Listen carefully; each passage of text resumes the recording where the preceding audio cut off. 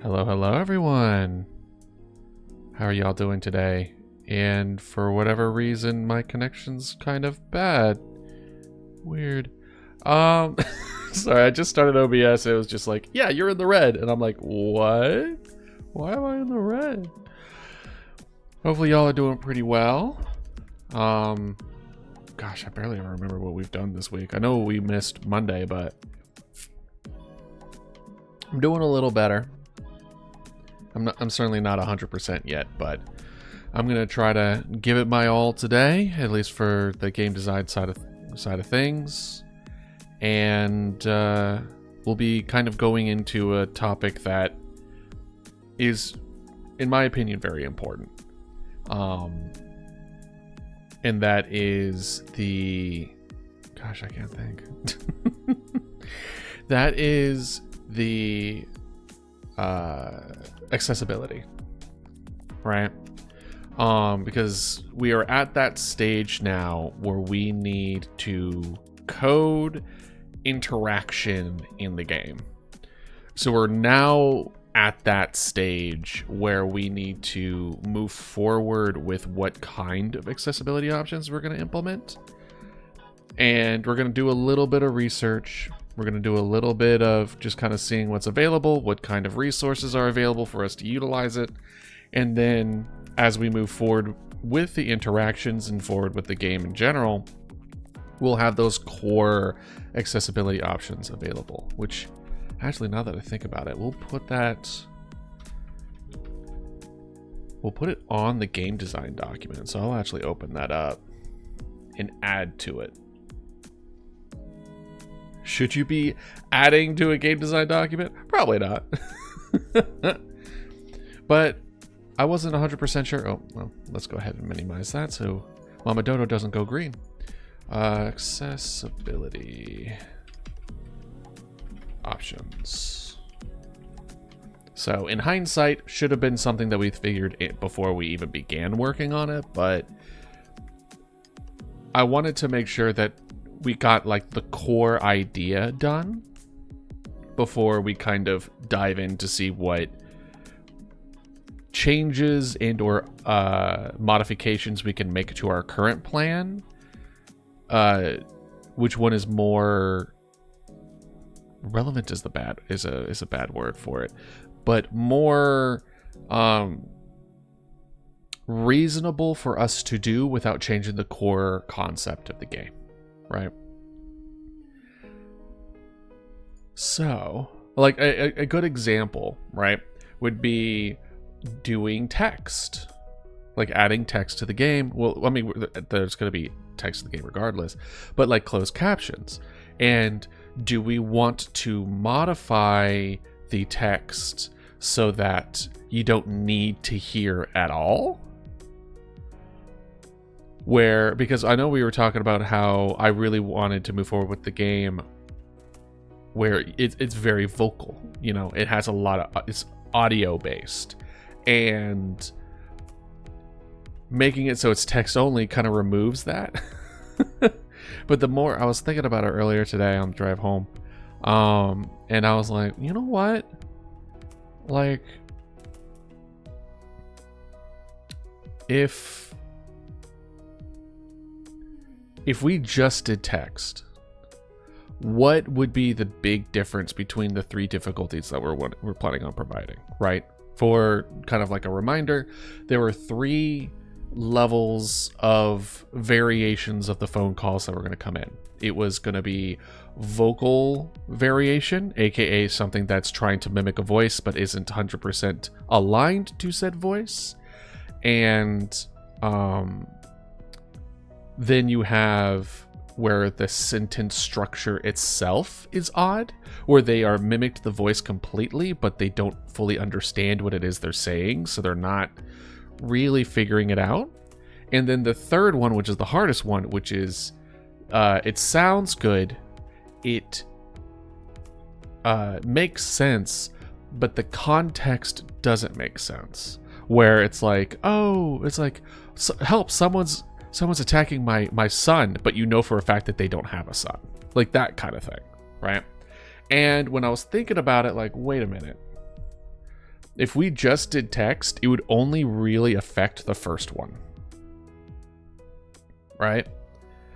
Where we would have to like alter the text a little bit to kind of represent it, and it would make it a little bit easier. But also, hearing vocal variation is also kind of an easy thing. That's why we put it in a easier section. So if it's already super easy to just listen to any kind of vocal variation, then I don't see why having a text variation would kind of like disrupt that purpose, because the other two, as far as structure and as far as context, that's not vocal dependent. So I was like going like, well, maybe it wouldn't change the core of it, right? So we're gonna look around. We're gonna spend this first bit kind of looking around and making decisions as far as what do we want to accommodate, what we are unable to accommodate, and kind of go from there. So I appreciate all you joining me on that. So this is accessibility in video games. What kind of triggered this is that I saw Alana's video talking about it with her discussion on Elden Ring. I didn't know that there was drama about it, but I saw the video posting about the drama, and I was like, oh, what? And I've loved her stuff. Like, I loved her in Funhouse. I'm not following everything that she does, but she always has come off to me as a very funny, intelligent human being who cares. And I vibe with that shit. Like, of course. So she really does know exactly. She knows what she's talking about. And I didn't know she was part of a accessibility awards for that. And she also worked with accessibility for was it God of War? I forget. I'm sorry. A big game, which is amazing and awesome, really. Anyway, so enough of me gushing over Alana. Let's see here. Game accessibility. Let's go ahead and I'm going to switch this over. Look at this Wikipedia article. Boop. There you are. Sorry for the flashbang. I almost wish it was dark mode. So also, I wanted to mention this while I have Wikipedia up. I don't know why I'm saying it this way. I recommend supporting Wikipedia if you have it. Wikipedia has been one of those things that has saved my butt so many times, and is such an important thing as far as just free, accessible information that is moderated, that like I at least try to donate annually for them. I don't know how much or little that helps, but if you need a reminder, this is your reminder. All right, enough of that. So we'll zoom in a little bit.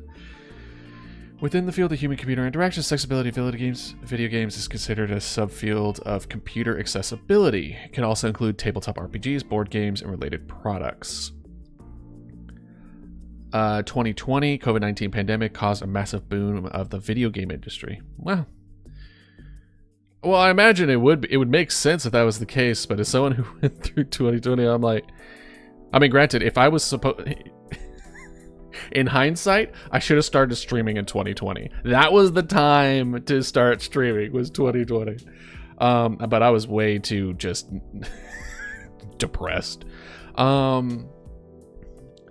Such as education, rehabilitation, health, and game accessibility has been an emerging field of research, which is amazing. I love that there's more and more growth in this field, because it's like, it also makes almost no sense why you wouldn't want to do it, because you want, especially with the mindset that a lot of current developers have as far as just kind of encapsulating as many different people as possible, you would think that one of the best ways to do that is accessibility.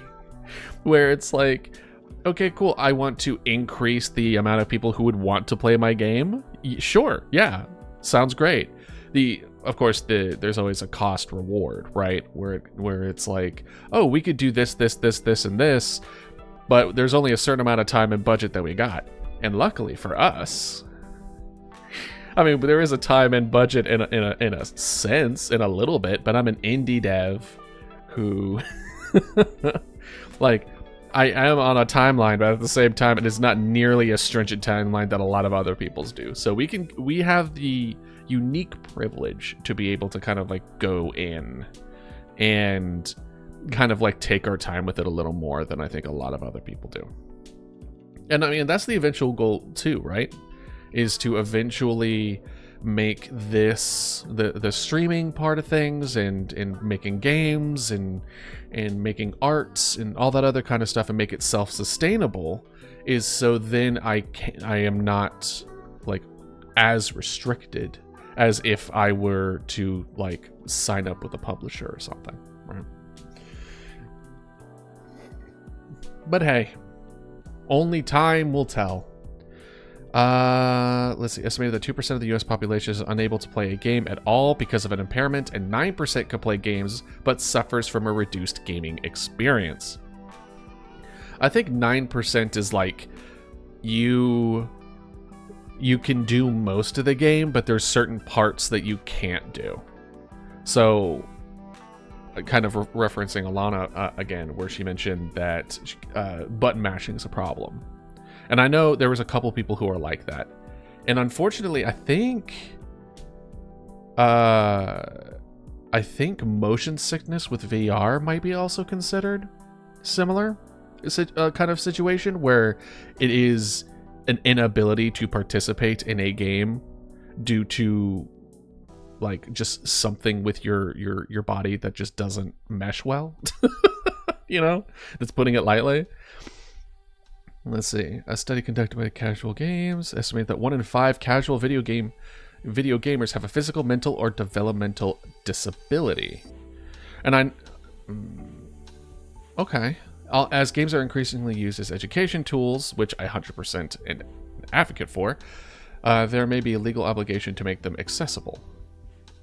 Oh, I didn't realize that there was a legal obligation for accessibility in education. It makes sense, but I didn't think that that was a thing. As a 2015 U.S. Federal Communications Commission requires in-game communication between players on consoles to be accessible to players with sensory disabilities. In 2021, video game developers attempted to improve accessibility through every possible avenue. This includes reducing difficulty and enabling autofire. Reducing difficulty. I could see difficulty being considered in that avenue. But that one, I don't... I'm more conflicted with the reduction of difficulty versus enabling autofire.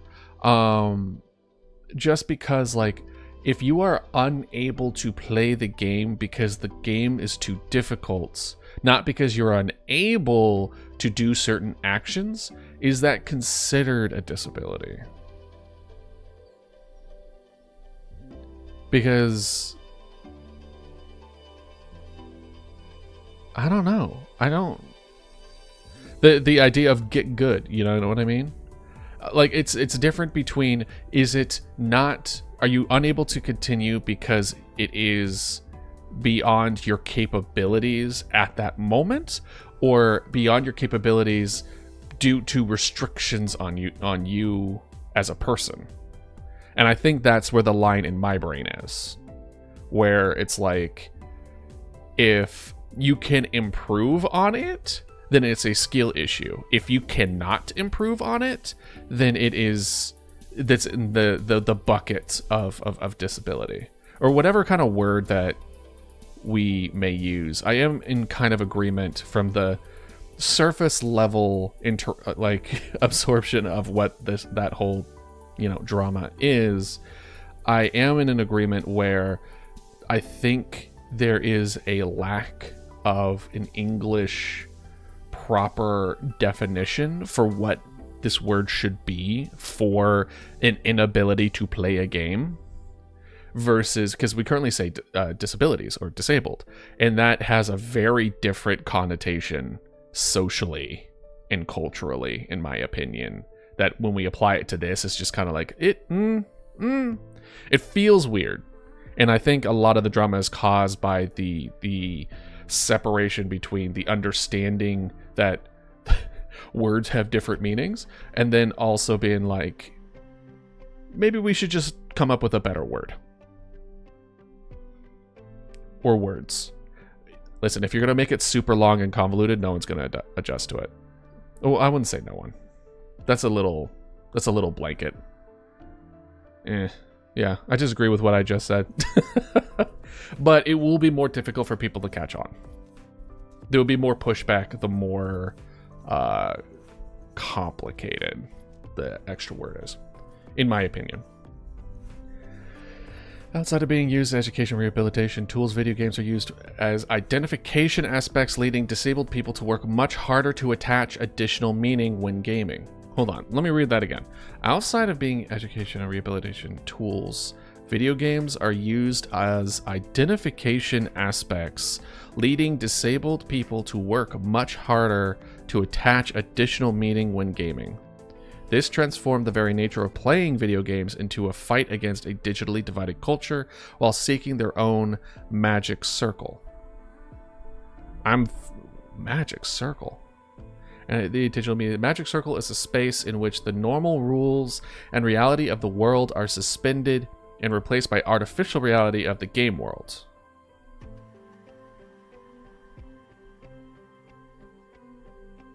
Okay, so I guess what it's saying is that in a divide, like, I don't really know what it's saying, really.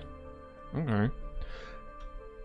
Barriers to access. Not being able to receive feedback from a game due to sensory impairment. Examples, hearing impairment, visual impairment, color blindness. Switching colors and having the player be able to choose different colors for different things, I think is fine. Not being able to provide input, conventional input due to motor impairment. So we just have a point and click. So the first thing that I thought of as far as accessibility is the ability to use custom controls for the point and click. Maybe using a mouse is really difficult. Being able to put in, so it's like, cool, just put in your own thing. You're good. I think is really smart. And I think relatively easy, especially if we can find the right resources to just plug in and we're good to go. Maybe Godot has some good ones. More than likely Unity it would. Eye trackers to interact with the games. That would be so cool. To do the eye track, like make like an eye tracker thing. And then they hold over it. Oh god, we completely forgot about the touchscreen thing. Oh yeah, that's another thing. Instead of the point and click, we have a touchscreen for like iPads and stuff. Oh man, not being able to understand how to play the game or what input to provide due to cognitive impairment. That's interesting. People with learning disabilities may have a low literacy or a combination of complex needs. For instance, an individual might have ataxia or limited coordination. For example, real-time strategy games require a lot of micromanagement, which may be too difficult to understand to perform for someone with a learning impairment. Okay. And then now we're going into regulations. Accessible game categories. Here we go. Audio games are games specifically for gamers who are blind. These games can be played without visual feedback and instead use audio-based techniques such as audio cues and synthetic speech. The Audio Games website provides a comprehensive overview of available games. Let's see. Because ours is heavily audio-based. If we just need a light switch, then that's something we might be able to do. Are computers who may output as sound rather than graphics. Using sound, games can have dimensions of atmosphere and possibility for gameplay that don't exist with visuals alone. This site exists as a community portal for all things to do with audio games. Here you will find news, articles, and active community. Monthly Digest. Renowned game accessibility consultant has passed away. Oh, I'm sorry. So, let's see here. Audio reviews. Let's see games list. Oh, wow. Look at all these games. Look. Here you can find a list of all games in the database. You can select the table headers to sort the list.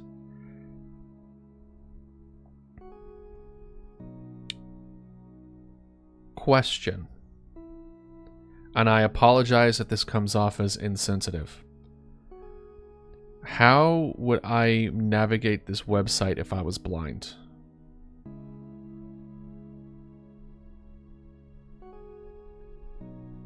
Maybe it's like a setting on the computer that you have turned on, an accessibility setting that reads texts and stuff? Maybe? What is fave? Favorite? Oh. Okay. Oh, you favorite that particular one, and then you can download, and it's freeware, and you have arcade games. So it looks like it's a lot of free and share. We have some donations here and there. Okay. So it looks like there's a lot. Resources? Here we go. These resources provide useful information for the creation of audio games, game accessibility, and background information of the industry in general. Any additional questions? Blah, blah, blah. GDC, which I used to watch them all the time when I was starting out. This is audio tracks, the game does San Francisco. The GDC is the world's captivating sound, the role of audio immersion in games. Publications by Nicholas Rubar? I don't know what the question mark is. Here, let me. There you go. Depth Row, a physics-based audio game. Interactive audio game designed around the auditory perception of distance and use physics-based models for simulations of the dynamics. Accessible to visually impaired people, playable without visual nor verbal instructions. Audio menus. Self-voicing audio games often use audio menus interfaces without visuals. This article is based on a thesis written by Dutch containing guidelines for the usability of audio menus. Audio menus would be kind of tight.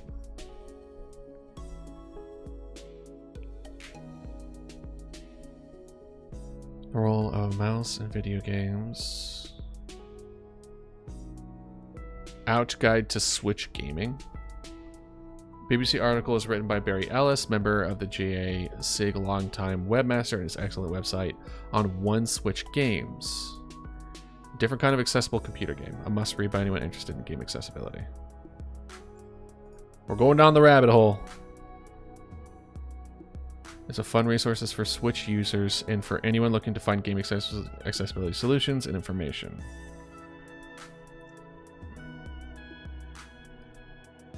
Guess gaming? Okay. Not quite. Let's do library and museum. Joystick to key. One Switch DIY. Step-by-step guides on how to adapt low-voltage electronic gadgets and computer controllers. Interesting. So it teaches you how to, like, make your own stuff. But I wanna...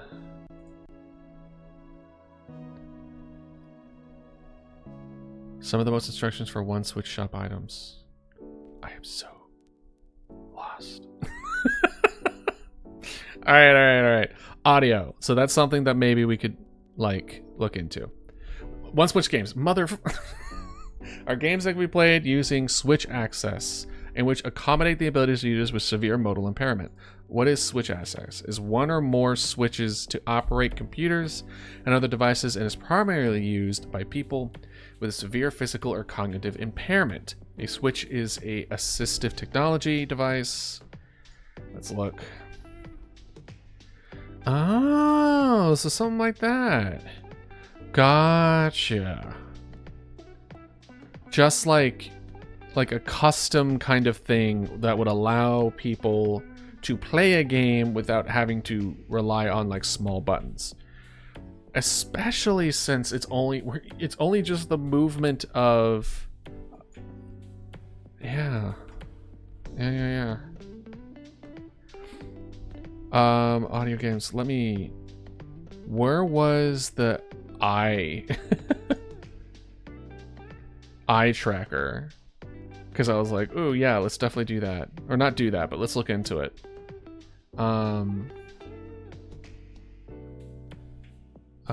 Let's see. Eye tracker? No? I could have sworn it was over here. Maybe it was over here? Oh, here we go. Eye trackers. Ooh. It's used to research visual system. Because like, if it's literally just moving a mouse and then clicking, like looking with your eyes and blinking, I feel should be an equivalent exchange, right?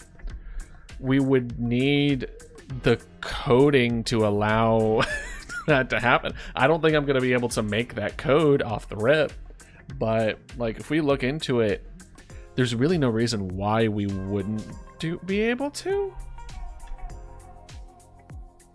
Our interactions are so simple, you know? Non-intrusive eye trackers. Tracker types, eye attached tracking, optical tracking. Interesting. Okay, we'll have that up. The one switch games, so with the switch stuff, we will making sure that the custom buttons that we give them access to is not limited to what is on the keyboard, I think is the key here.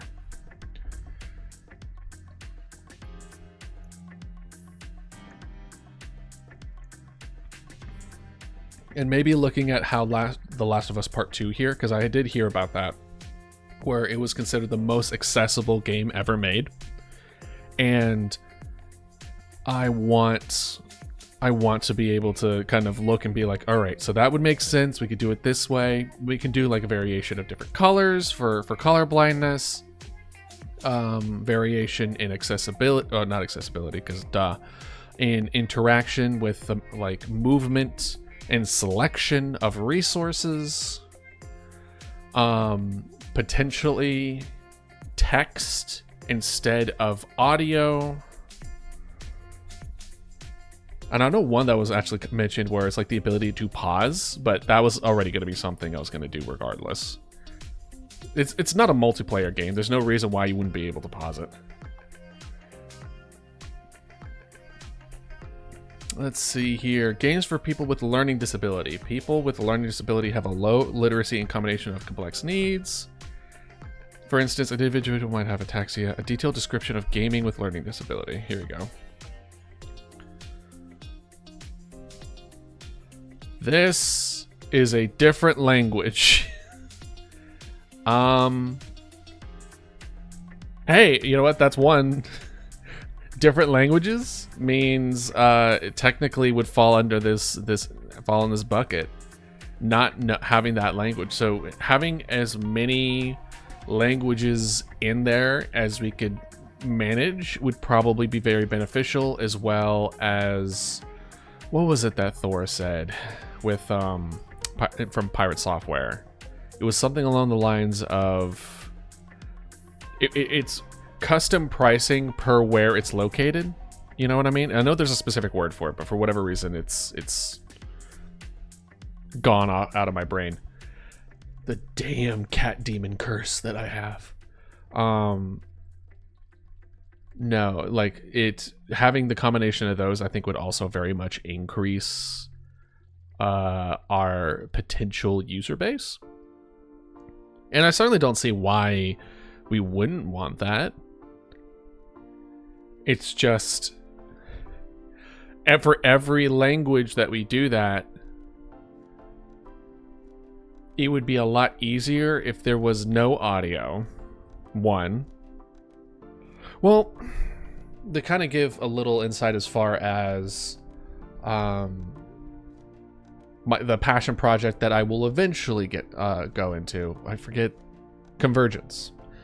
What I was planning on was that the vocals, the actual like voices would be one language, but the subtitles and captions would be translated into different languages. So I wouldn't have Japanese voice, a Spanish voice, an Italian voice. I would have those words that could just be translated accordingly, but I would only still have the one voice for that one character. And granted, I haven't looked super into as far as the pros and cons of that approach, but we could do something potentially around here where we would do that, where we would have the vocal variations accordingly, where it's just one language, but then have captions that are translated into, at least because there's so many different languages, I don't see any particular reason why we wouldn't want to do as many. That seems reasonable for the amount of investment required, right? Gaming with a learning disability. Oh, right. Different languages. Duh. I was like, did we click that? Universally accessible games are games that offer multiple interfaces and support different impairments. An overview of universally accessible games can be found here. Perfect. Let's look. It is... Oh. Okay. Oh.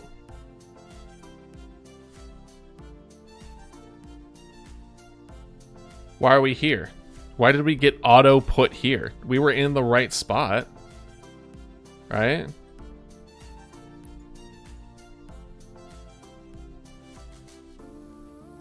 What the hell? Did this website get bought out or something? We're gonna do it one more time, except I'm gonna hit stop loading. Okay. We'll see. Universally Accessible UA is constant research activity of the Interaction Laboratory, ICS 4th. There you go. There you guys go. What are UA games?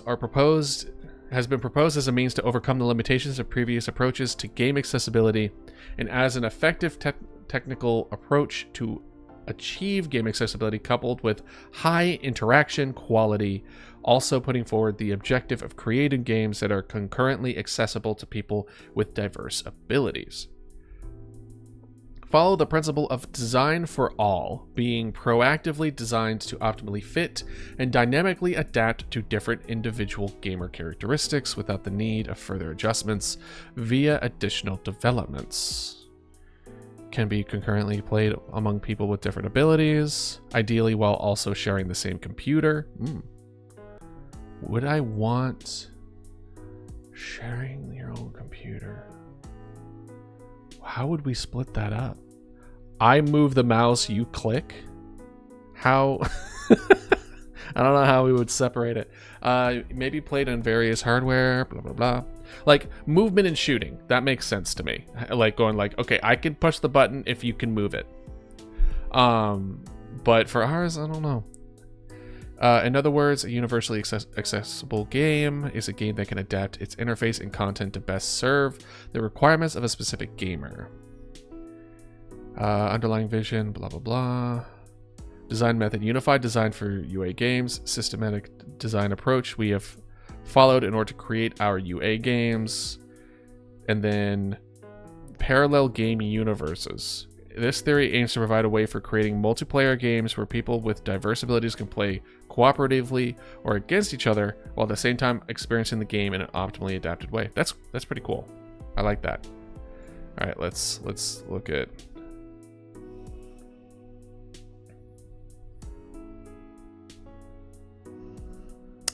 Yeah, I have a feeling that this link is bad. Let's do background. Let's see what comes up. Oh, yep. All right. Hopefully we'll see them again, because I like that. These games are not great. Not I was gonna say not great examples. Not only great examples, but also drive innovation in game design. Love innovation. Last of Us 2 awarded the inaugural title. Many tabletop game require the accessibility.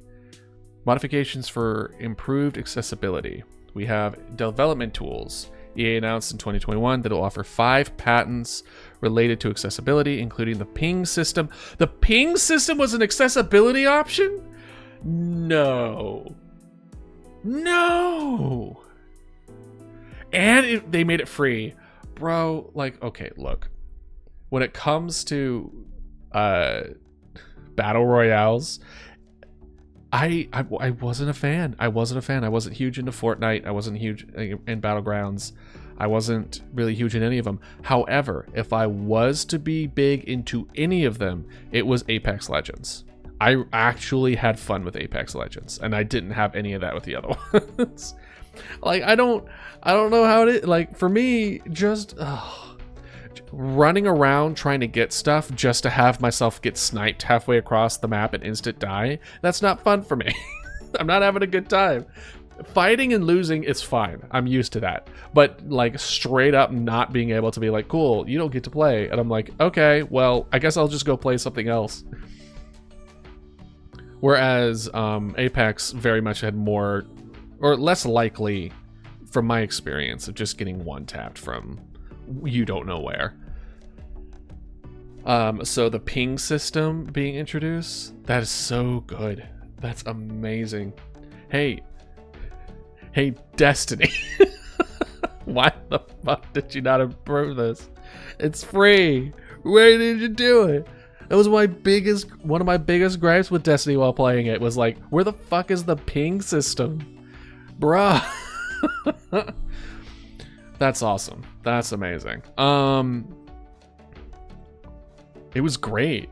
It's listen, there are certain, I guess, Pal World, with its many flaws and many strengths, the fact that it auto pulls from all your chests in your base is something that is like, I want it in every single crafting game known to man. I want y'all to know that if I ever make a crafting game, it's gonna be you get to pull resources out of all your things. Going around having to take things out of your like chests in order to build a thing that you want to build is absolutely crazy. Like, no. Like, that is old. that's old as I am, as far as just like, we need the future is now, old man kind of reaction of like, let me craft from resources that are nearby, not on my person. It is frustrating and time consuming, especially if you don't organize things accordingly. And it's and I bet you that's also considered an accessibility thing. But that's kind of goes to show that there are certain things where making your lives easier is so you can enjoy the parts of the game that you're gonna go for, I don't see as a bad thing. I guess that kind of goes back to what we were talking about as far as like difficulty mode, isn't it? Where I was saying like, but if it's so that you can enjoy the game,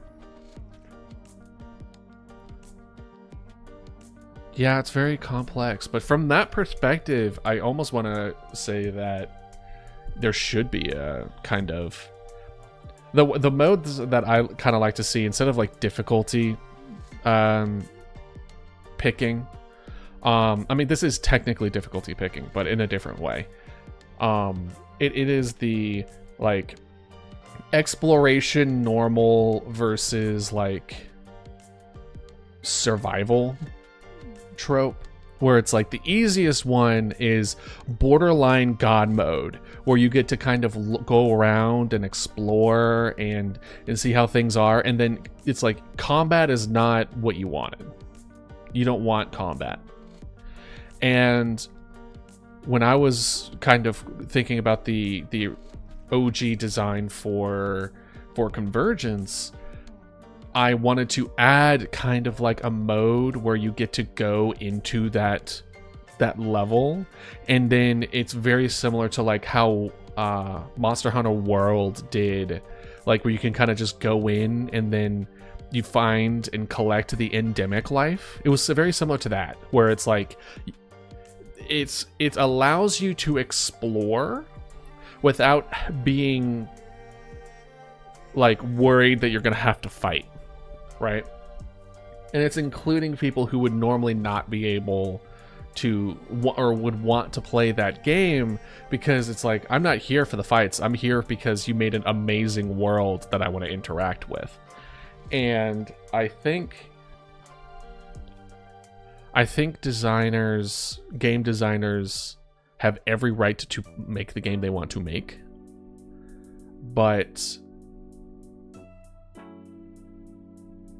I think it's also okay that you shouldn't make a game for everyone. Don't get me wrong. I'm not saying that every game should be made for every single person, but when you put so much love and care and detail and like time into like the environment in certain aspects, that like, you know the trope where it's like, man, someone spent 3 weeks in this room, good thing it sucks, I'm never gonna come back here again. You know, it's kind of things like that where it's like you put your heart and soul into a small piece of something that, due to the nature of the actual game interaction and the game design, it's gonna blow by, right? It's not meant to do that. So having instead where it's like it feels like double dipping, but in a good way, where you kind of are like, okay, well, here's a different mode, here's a different kind of thing where you can properly experience it in the way that you want to experience it, without, that doesn't necessarily mean like this is not what we had designed for you to do. And I think a lot of accessibility options that I've been seeing in more like indie games is like, it's like a toggle that you can turn on, and then you'll get like a little pop-up that says, hey, this is not what we intended for the game, do you still want to continue? So it's like, you know that like this is not how the game was intended to be played, so it may be super easy now to finish it, or like the curve that was so delicately created so that it would allow the player to feel challenged but not frustrated, and nor bored, now is completely skewed because you made infinite jump happen, right? So I see both sides on it. I think it kind of depends. My brain is now on Elden Ring, and it's like get good, right? And it's a journey about improving. It's about conquering one's limits. It's about growth, and I am very much an advocate of those lessons. And if given the player the opportunity to not have to do that in order to explore a very loved and expansive environment, is that an equivalent exchange? If given the opportunity, or should you give players the agency to decide if they want to take the easy way out, when like they could have potentially overcome something and then thus potentially grown as a person?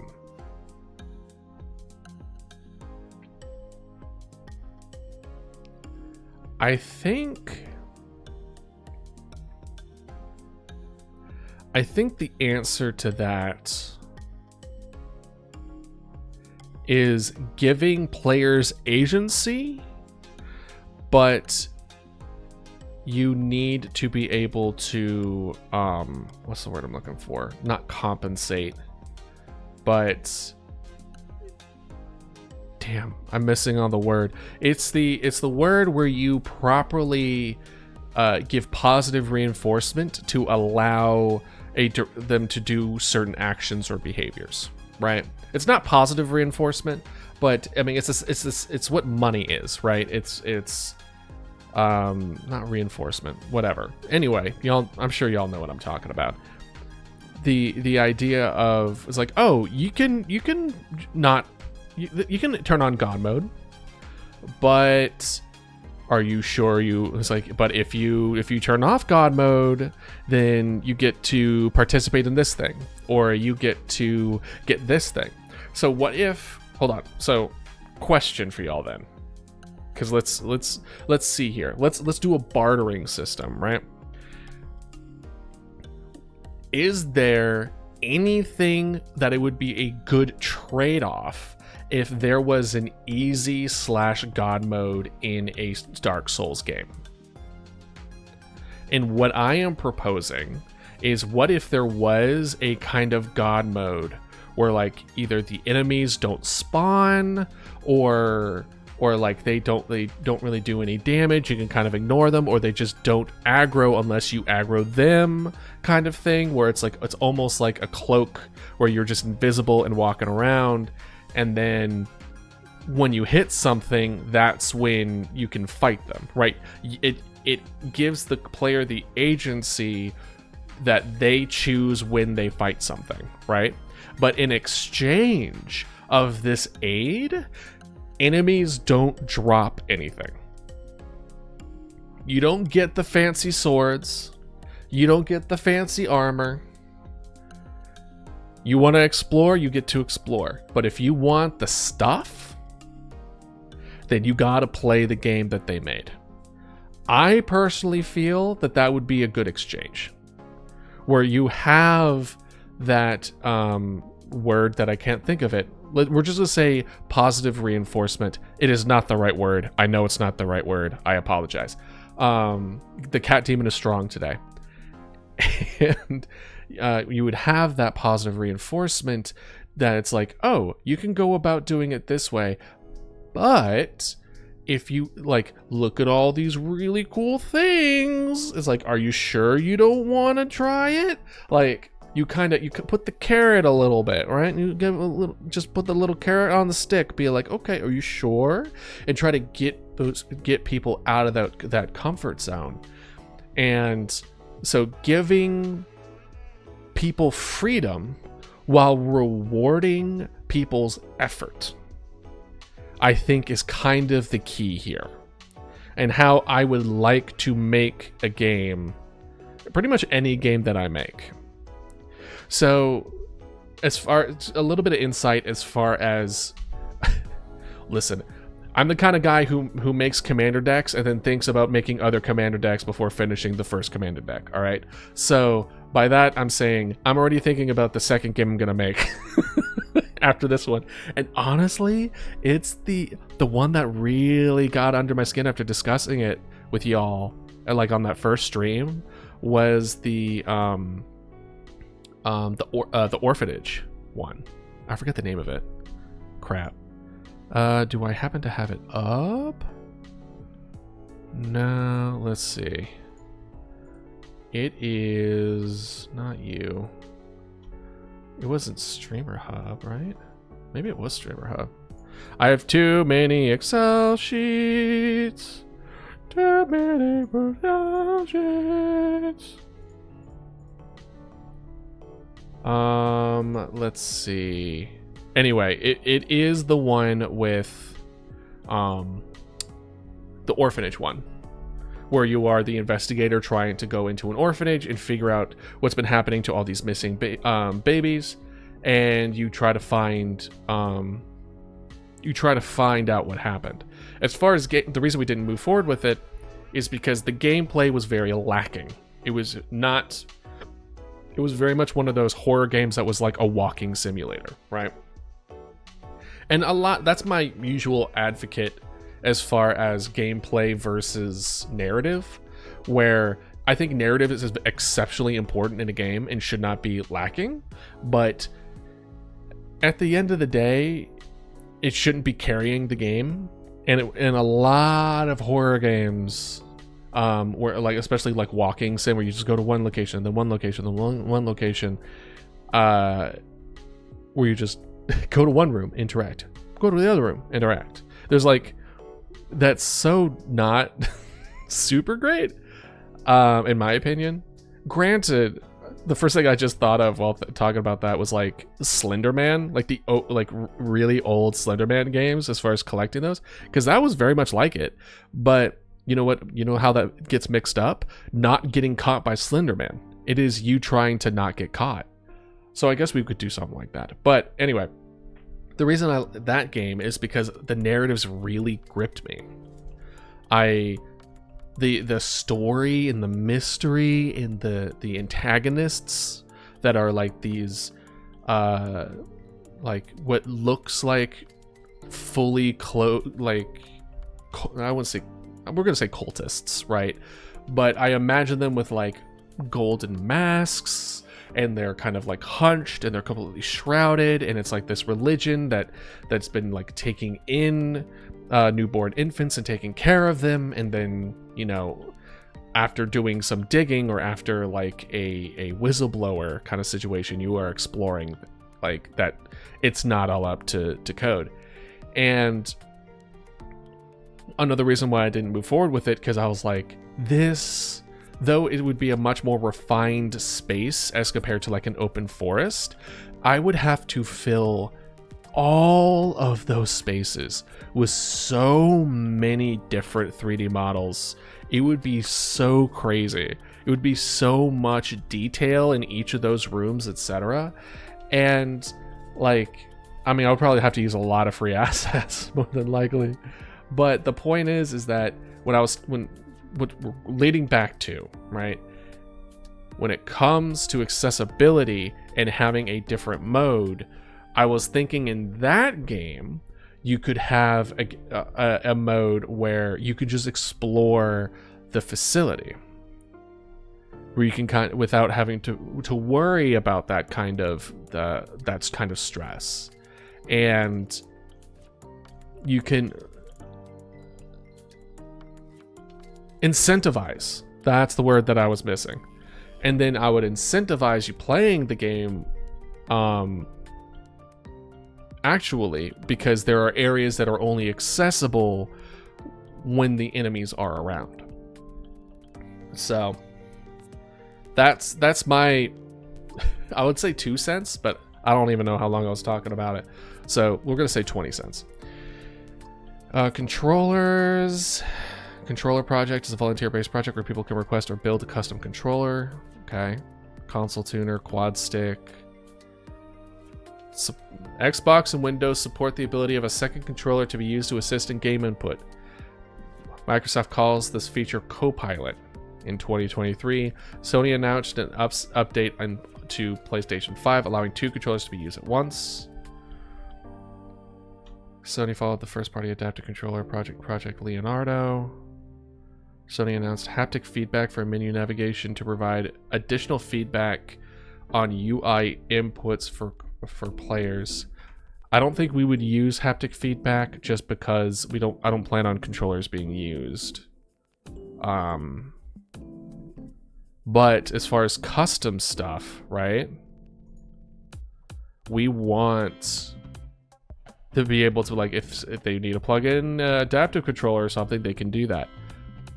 So we're gonna keep on reading all this, and then hopefully we can find a site that has, like, for the creator side of stuff, can we save some of that code or utilize some of that code?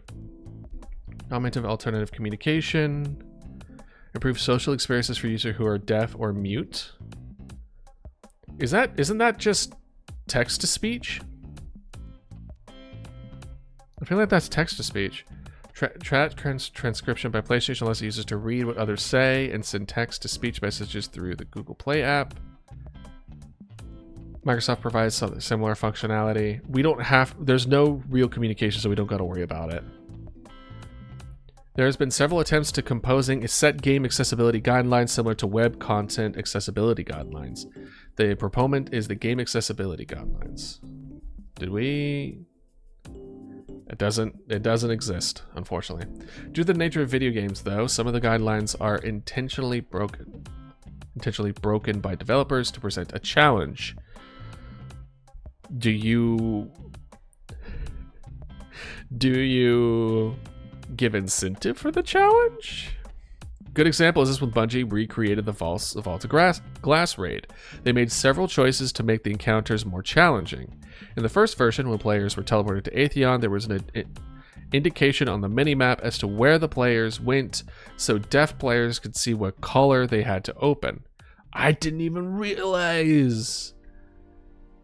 I vaguely remember that I could kind of tell from the minimap right away.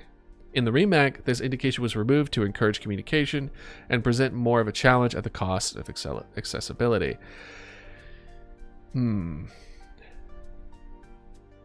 International Game Developer Association Special Interest Group on Game Accessibility proposed 19 accessibility guidelines in 2004, which were derived from a survey of 20 accessible games.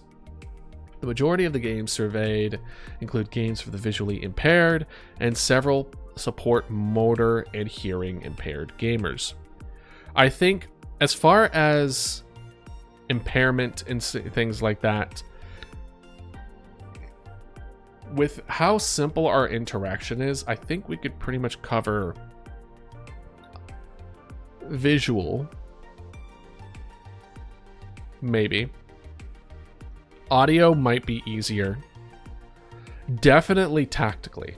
Like motor wise, I think that's definitely gonna be the easiest. It's literally just be like, plug in whatever you want, you can use it. Majority of the games surveyed include games visually impaired.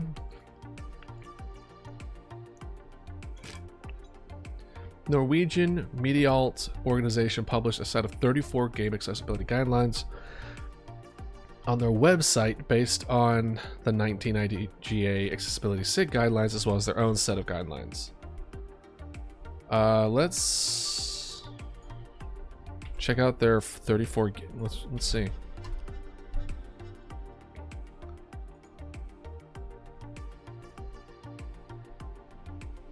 Okay. Can we look at the... This is Media Authority. 34 guidelines. That's human rights defenders. I don't know that. Let's do accessibility guidelines. Web accessibility? Is this it? Watch it not be English. Nah.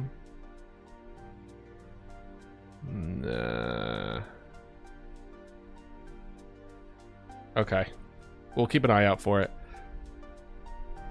A group of developer specialists and academics and includification. Includification, what are you? Are you gonna tell me? Accessible player experiences. APX games are all about experiences that they offer, though we may learn, socialize, and otherwise improve ourselves through games. Most players play because they want to have a variety of experiences. I'm in agreement with that. Players with disabilities are no different. Well, yeah. To get players really playing your game, it's not enough to simply give players access to the controls of your game so they can steer a car or shoot an arrow, but instead give them experiences of being a Formula 1 driver or an adventure in a fantasy world. We are shifting the aim of accessible design to be about making these experiences possible for players with disability through a variety of different options. In order to help designers like you create amazing APX. What is APX? Accessibility Player Experience. We have broken down the accessible design in 3 layers. Players with disability enjoyed your hard work. Oh. I'm just kind of scrolling down now. Access design. Clear text. Okay. We might be able to learn some stuff here. Before anyone can play a game, they need access to the game, meaning they need to be able to perceive what is going on in the game and take control of the actions in the game. That makes sense. In other words, players need to be able to sense, see, hear, feel the output of the game and provide input to the game. Click, tilt, speak. So we are seeing and hearing, but not feeling. Do we want feel?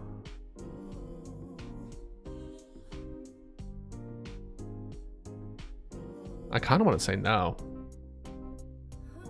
I think feel would be the most difficult to put in with what we're currently planning. Because this isn't like haptic feedback where we're shooting a gun. It's a response to information in a more of a puzzle kind of thing.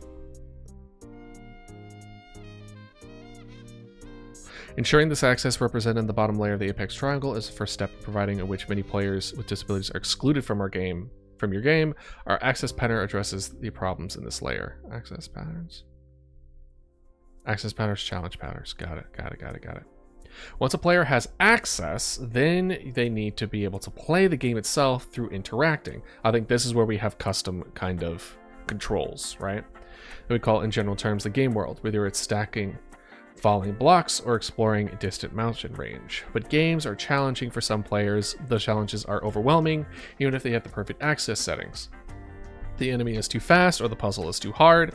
I did hear, I think it was with the new Lara Croft games. It was one of the more recent games where one of the accessibility options is to just turn off puzzles. Where it's like, just turn it off, I don't want it. It just auto solve for me. I don't care. And I see the reason, right? It would suck for me if someone was enjoying my game and then because I couldn't possibly make a puzzle that would be good for everybody to enter, they could skip it and then continue enjoying the game.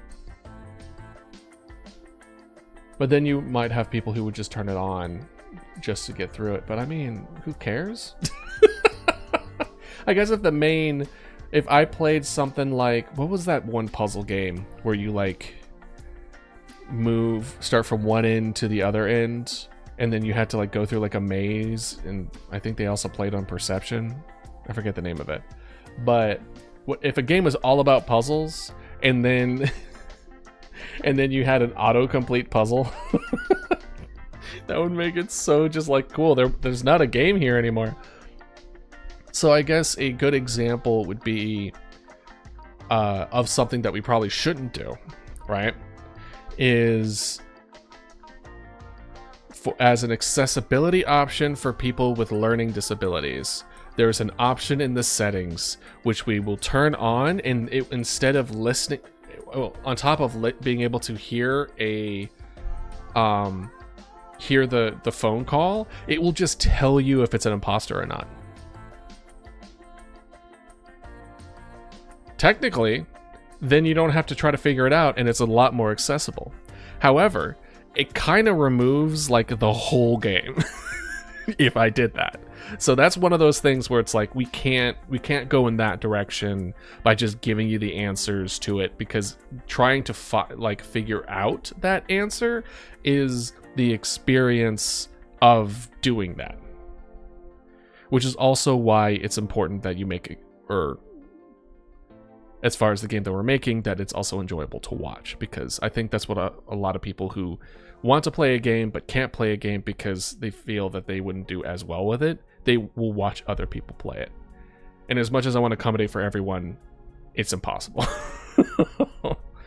So something like that where it's like gives you the answer. Now, would we make it so that we can kind of like shift the accessibility a little bit, where like certain kinds of puzzle parts are not there.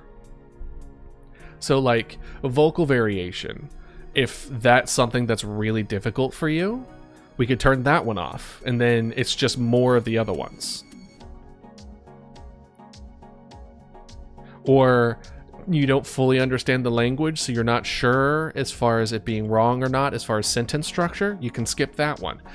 I think that is more reasonable, where we reduce the complexity of the puzzles to accommodate your particular restrictions, right? Once a player has access, they need to be able to play the game itself through interacting, blah, blah, blah. But games are challenging for some players. Those challenges are overwhelming, even if they're in the perfect access settings. Yeah, puzzle too hard. If there's no way to manage the challenge, then player will have to stop playing your game, even after all the work you put into ensuring they had access. Players need to be able to adapt the game in various ways to make it so challenges within the game are not unreasonably hard or impossible to overcome. Which is why I really liked, granted, I think it was less of an accessibility option and just more of just good design, in Hades. When you beat the game and you are able to increase the difficulty in like 87 different ways, it's more like 20, but, and then as you increase certain things and increase difficulty is in different ways, you get more bang for your buck, but I don't remember if you could go minus. I doubt it, but it's kind of like that, where it's like giving the player the ability to be like, ooh man, that was, I don't think I'm gonna be able to do this part. Can I change this in the accessibility settings? I think that's good foresight, right? Players will need to be able to adapt to the game in various ways, blah, blah, blah. Providing this diversity in levels of challenge is a second layer to help illustrate different ways designers to adapt to challenge. Only when a player has access and can have a chance of overcoming the challenges in the game can they have the player experience you want them to have. And when you have done that, you've created accessible player experience.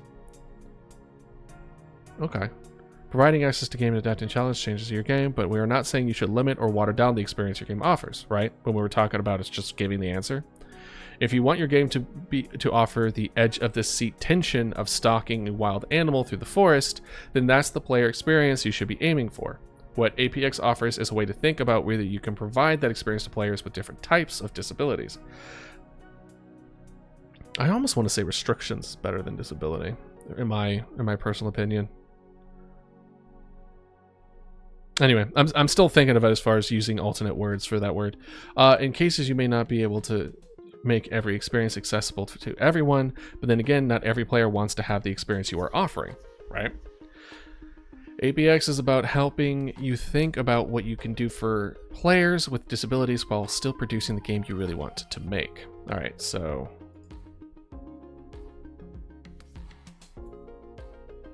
Okay, so second channel. I don't know what second channel is. Design solution. Players can select additional channels of information via different modalities, so they can reliably take in information from the game or its interfaces. The above design problem can occur.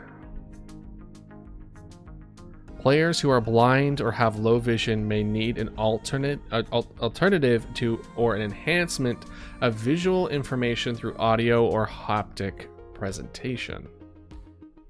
Players who are deaf and have low hearing may need an alternate to or enhancement of speech. Players in noisy environments may need an alternative for audio information. So we don't have to worry about... Oh, wait, no. Noisy environments may need an alternate for audio information. That makes sense. So, I mean, I was going to have subtitles. I was, because we're going to write the script anyway. Might as well shove it in as a subtitle generator now. And then also have, like, captions and stuff. So flexible displays. Players who have low vision may need to change display or resolution to be able to see information clearly. Okay. Players who have low hearing may need to change the direction or volume.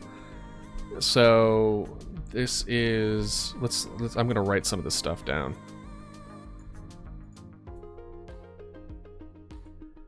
Let's see here.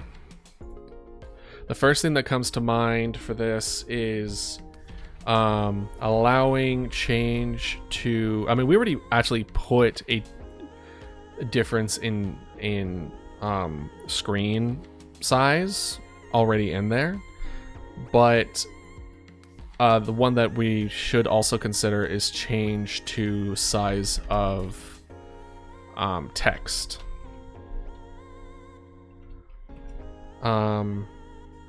I'm also planning on making sure that we have different levels of sound and or music controls, and one thing that I wanted to implement as well was that the level of the sound and music starts at 50%, not 100%. So none of those situations where your ears get blown out whenever you put on a game. I refuse. Players may prefer different display settings. Okay, that's fine. Clear channels. This one's interesting. What is clear channels? Players with visual disabilities may need to remove background details to able to distinguish important objects on the foreground. Allow change to color of text and background of text. Text and background. If we allow like little things like that, where it's like you can customize it so it's like more readable, because right now it will probably just be, for the most part, white with a black border, because you want contrasting colors, right? So that you with both, it doesn't matter what's behind those words. It's easy to do it. And I believe there is a specific speed. I forget the name of it. It's like, or not the name of it, but I forget the speed in which how you can't have more than so many words in one box, and the letters come up at certain like letters per second, and like that's like the standard. We also need to figure out a good font. Papyrus. Players with cognitive disabilities may need to remove moving backgrounds to allow them to pay attention to objects in the foreground. Interesting.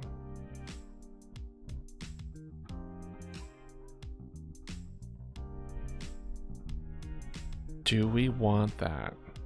Because I was planning on having you actively see the resources moving in the background and as the calls are coming in. But it's not crazy. It's not like it's super.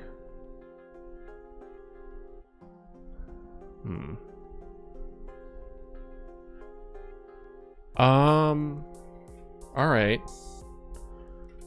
Actually, you know what? Let's go to last call hub. We're gonna do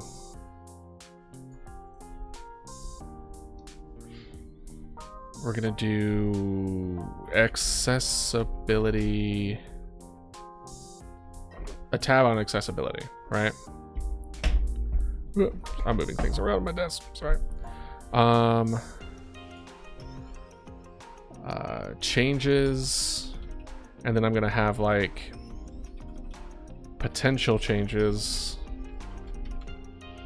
and aware of but not adding.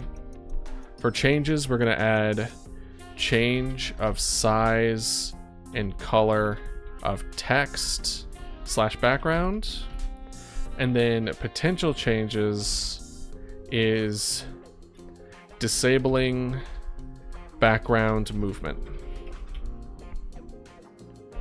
Because I would argue the disabling a background movement it's to give the player more information as far as how long it will take. And then we'll do potential solution.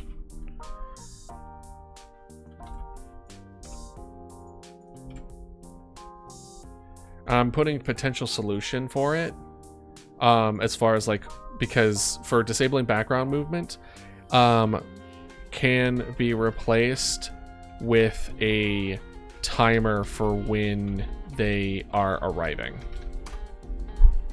Like 10 seconds or something like that.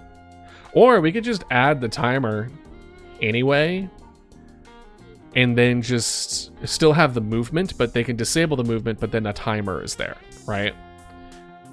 Because it's an equivalent, the exact same kind of information that we are giving to the player. Players who are neurodiverse may need to remove parts of the visual scene to reduce the amount of visual stimulation. Yep. Wait. How's it different from the first? From players with cognitive disabilities may need to remove moving backgrounds to allow them to pay attention. Oh, moving backgrounds. That's different from what I was thinking. Because the third one... Hold on. It's a little small for y'all. There you go.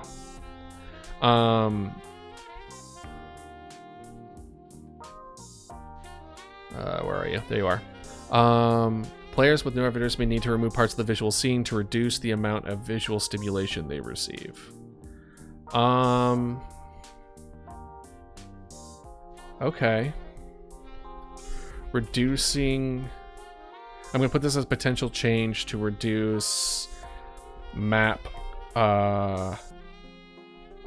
rendering. Making the map more simplified. Allowing a better experience for some. Because for instance, if we look at what we currently are rocking right now, if we go to our, like this, right? This is pretty much as simple as it's gonna get. Is like you have green and you have purple and then you have our simple. If we keep this as like a setting of like, this is the lowest setting that we're willing to give you as far as the simplicity goes, and just remove like the art assets to it, that's something, right? We could potentially do that. I don't see why not. Would I be proud of my art? Yeah. But they don't do it because no one's going to select it because they hate my art. They're going to do it because it's like, this is a lot. Actually, you know what? Let me get a drink of water. I'll be right back.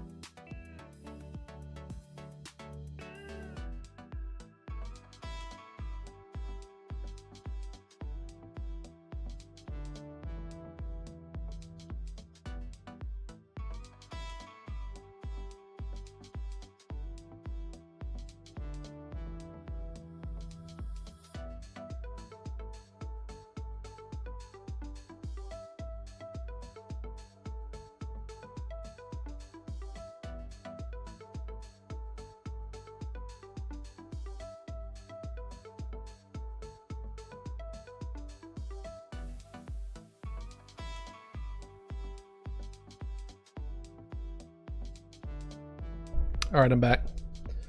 I know you missed me. I missed y'all too. I was taking my peace lily from the sink. I put so when I water my peace lily, I put it in the sink, let the faucet kind of run, and then I just spray the leaves. And it's just been kind of sitting there this whole time. I was getting a little droopy. And then I was also checking up on my strawberries that I was wondering why they weren't really bouncing back since my mom gave them to me, and I found out that they had a really bad aphid infection, and I didn't know what that looked like until it was too late. So hopefully they'll get through it, but it's not looking good, chat. It's really not. Anyway, enough about my plants. You're not here to hear me talk about plants, even though I probably could get into that a little bit, but that's fine. Anyway, we're gonna do making the map simplified, allowing a better experience for some, aka just making it like first draft art assets, just squares, like, because that's what it's needed. That's all that it really needs. You don't need, like, again, it's much more of an auditory experience, and once we get into the auditory things, that's when things are going to get a little more difficult to tackle, right? Because I don't really know how to go about it in the sense of just like, it's kind of the major part of this, so it's going to require a lot of investment. I don't know. We'll see. We're at least having it on our radar. Like, today is about interactions, and then, well, actually today, depending on how long we're going to be on this, it may be just deciding on what kind of accessibility options that we want to implement, so then when we make the interactions, we have those in mind. Players may want to control the volume or number of different audio channels to be able to reliably take in the information through audio. I guess I'll just put it on here as well, where it's just give ability to change resolution, and then ability to change individual music channels. Split into, what is it? We'll do master channel, music, sound effect, and voices. I think those are fine. Masters all of them, but excuse me. Just sneezing my brain out. Don't mind me. Okay. Distinguish this from that. Players cannot reliably identify differences in game of its interfaces. Players with color vision deficiency may need to recolor the game or its interfaces to keep colors out of their zone of confusion. Having the player be able to choose the colors makes a lot of sense, so I'm fine with that. Ability to change colors to players' desired color. Sure, it's a little redundant, but we're there. And then, let's see. Players with color vision deficiencies may need symbols along with colors to distinguish. Okay, I'm fine with that. Add symbols along with color. Maybe we could play with that. Maybe play with this as symbols may have a diegetic meaning behind them. Like, we can knock two birds with one stone, right? If we're gonna implement some of these accessibility, making it so that it's part of the in-game lore would also just be kind of like a double hitter. It's an opportunity to actually make something a little more interesting, right? So let's say a certain house has certain symbols. What do they mean? What does it mean? Maybe it means something. Oh, one thing I was considering as far as the antagonists, the imposters, as you will. I was kind of, what was it? I was watching a synopsis for a recent movie that came out that apparently wasn't very good, but it was the one where there was these creatures that are watching these people through like a one-way glass, like kind of like room/building, and they had to entertain them or something. And if they were out at night, or like if they were still out at nighttime, they would be killed. And they can they are able to mimic the appearance and the voice of people that they care about, right? And that's what flagged into my brain, like, oh, that's kind of similar. But apparently they were fae. And I think, because we did touch up on the idea that I wanted these monsters, these creatures, to have always been here. It's not something new. It's not aliens that came down from sky. It is something that is like been part of our legends and myths.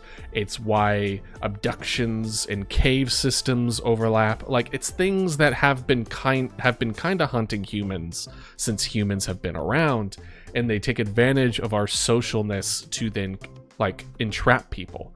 Like the idea of don't look, if you hear a loved one calling from the forest, don't follow it, kind of like old wives' tale kind of thing.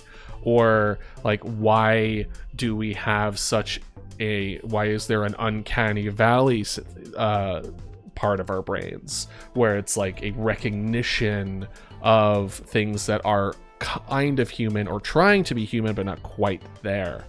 And I mean, I'm sure that there's like actual psychological and biological reasons as far as uncanny valley, and I think it's just probably the real life reason is probably very boring, in the sense that it's just a result of our hyper specialization for identifying patterns, where humans are I wouldn't say uniquely, but also uniquely really, really good at pattern recognition. Especially with faces, especially with human faces, to the point where we see human faces in things that aren't human, like the backs of cars, which was another game I considered making at one point, where it was a kind of like an RPG, almost like a turn-based RPG, but with cars, and all the different like people in there were just car faces that are like, you know, more closer to like things or like people. And I thought it was really funny, but no way am I gonna make that. But I don't get uncanny valley from cars, and I think it's like, you know, when you get into like mannequins and things of that nature, that's when it really starts hitting, where the idea of uncanny valley is the closer you are to being realistic, the closer you have to be realistic. And so I guess this long-winded explanation is me thinking, what if we have this kind of touch a bit into Fae mythology and Fae lore, where these things, I won't say it's like, oh, it's magical, because it's not, and I don't want to paint it as magical. I also don't think I'll paint it as supernatural, or as much as supernatural. I might not be able to help myself to lean a little bit into the supernatural, where it's just like electronics futzing up or something. But it's one of those things where I think if we kind of dive a little bit into the lore of it, we might be able to come up with some really interesting lore for this game. And I'm a sucker for that. Easy interactions, deep lore. That's the flavor. That's still a very common flavor that people might be completely not for by the time this game releases. But yeah, fuck it. It's my first game. I do what I want. All right. So symbols along with color. That's fine. Players with low vision may need higher contrast to distinguish information from the foreground and the background. I'm gonna put this as a potential change. Add ability to change contrast. The reason I'm putting that as a potential is because I would have to really make sure that it doesn't go absolutely crazy with the contrast. Actually, no. Because they have complete control over it. So, F it, right? Contrast / brightness.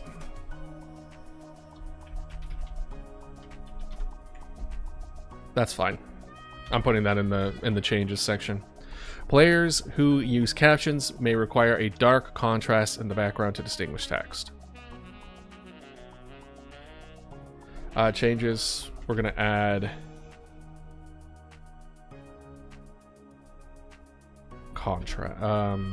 captions and subtitles. Change the. Oh, maybe I put Xi. I'm gonna put size. There you go. What was I smoking? All right. So we did that. Clear channels, clear text. Did we do clear text? Larger color vision. Players prefer to have increased contrast or size. This doesn't look familiar, but I think we touched up on this already. Players low vision may need to make text larger or increase the contrast. That's fine. Color vision deficiency, we added that.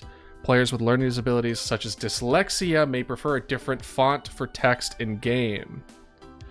Ooh. What if we add ability to change font?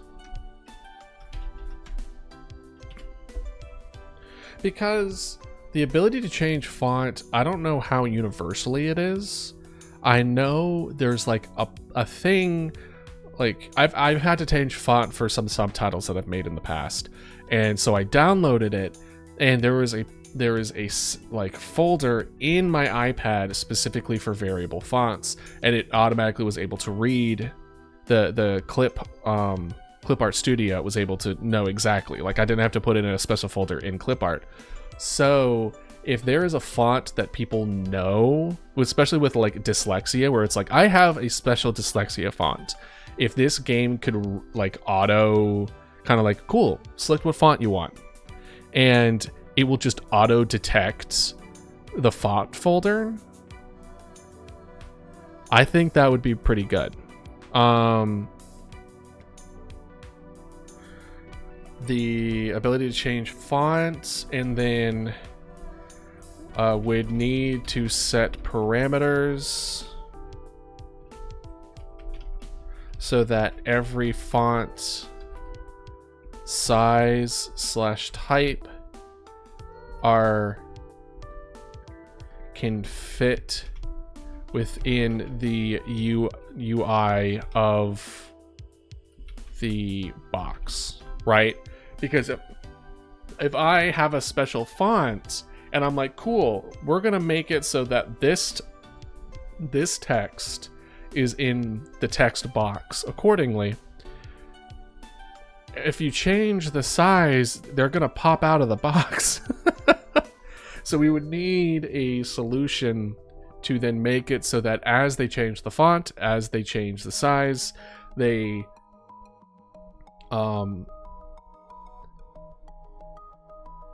there might be like a scroll. Well, if there's a scroll, then that means we would need to have a scroll button, right? Thus adding complexity, but I think it's necessary. Not being able to read in order to like that's not being able to read. Literacy? Should we accommodate for literacy? I mean, to be honest, as long as you understand English, you don't need to read it. Literacy and loud room. Anyway, players may prefer to have increased contrast or size in text. Okay, cool. Yeah, that's fine. Distinguish this from that. Personal interface. Let's see here. Players design problem. Player cannot use the user interface components due to the size, layout, content, or structure. Players with physical disabilities may need to increase the size of interface components to make them easier to target. Ability to change size of resources for interaction. I like that. Plus, I think it'd be kind of funny. It's like, here's a super simple, like, you just, where is it? You get over here, and it's like, this thing is like huge, just like, as it just travels throughout this thing, just blocking up the whole way. That's funny. That's hilarious. Is that the kind of feeling I want you to have? No, but you know, whatever. It's an experience that they want to have. It's a thing that they can turn on and voluntarily turn on. They have to go into the menus to do it. Like, and I'll probably have like we'll actually add that here. We'll put this, and in the accessibility tab, a notification will be given that any changes are not what the game was originally designed for. Some of them are that feels a little extreme. Like, my God, if you make these houses red instead of purple, I'm gonna lose my mind. Like, yeah, no, calm down. But as far as turning the size of the resources to like half the map and that being really funny, you know, that's not what I want the experience to be, but you're more than welcome to do so, right? So, players with physical disabilities may need to rearrange interface components to move them closer together and reduce the distance traveled with the cursor.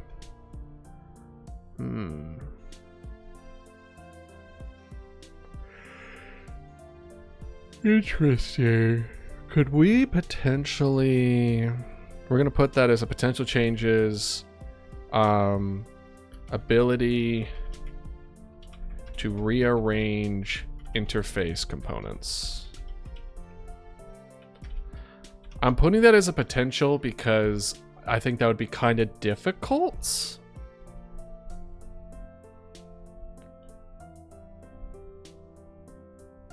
I think that'd be kind of difficult to do.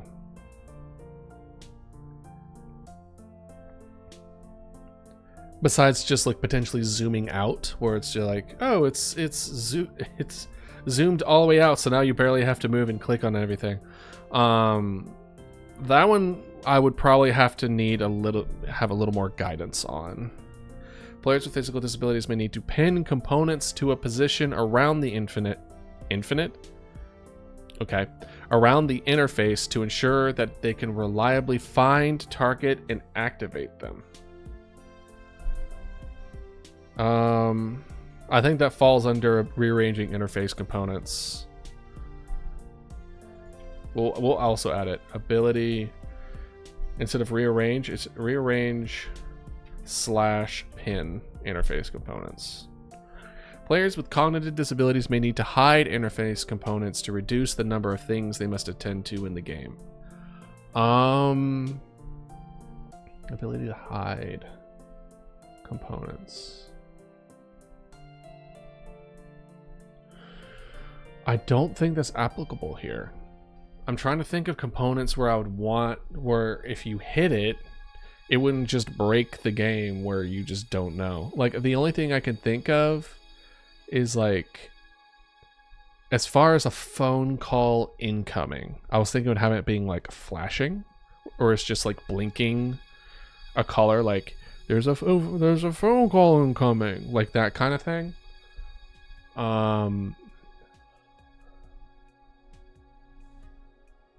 We need to hide interface components to reduce the number of things they must attend to in the game. I see that more of like Final Fantasy 14 than I do in this game, where it's like you're trying to you have like all these abilities and you're trying to, or WoW, where you just have a lot of things that you can do. Whereas this one, it's like, not really. I don't think we need to worry about that one. Players who are new or diverse may need to reduce the information in the interface components to reduce the amount of type of information provided to them. Honestly, that'd be kind of funny. Where it's like, the police is like, this resource is properly utilized to make sure that,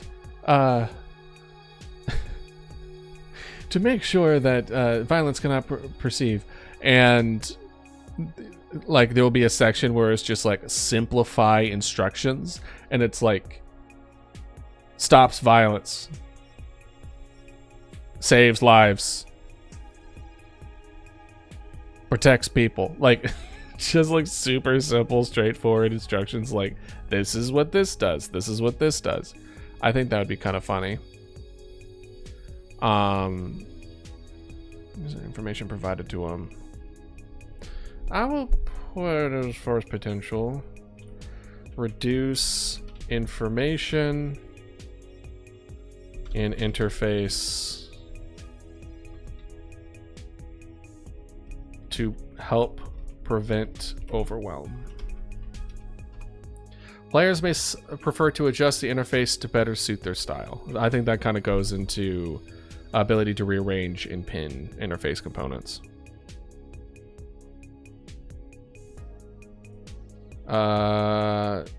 Distinguish from this or that. Did we already do this one? Low vision need higher contrast. This is the contrast one. Distinguish, same controls but different. Players cannot effectively use the controls of the game. Okay. Let's see here. Players with physical disabilities may need to remap controls. Remap controls. Players with physical disabilities may need to remap controls of keyboard and or mouse. Players with physical disability may need to remap controls to standard controller. Remap controls. Players with physical disability may need to change controls that need to be held to those that are toggled on and off to reduce fatigue. We're just clicking. There's no button mashing. I don't think we got to worry about that. Players with physical disabilities may need to remap controls to avoid particular combinations of buttons. See, that makes a lot of sense. But we have a single button, so I think we're okay. Players with cognitive disabilities may need to simplify controls to more easily remember the control configuration. Makes sense.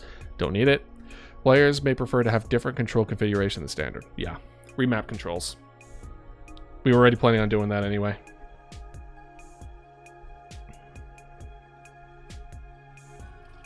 We're going in. Flexible controllers. Players with upper limb disabilities. Players will need to use keyboard and or mouse.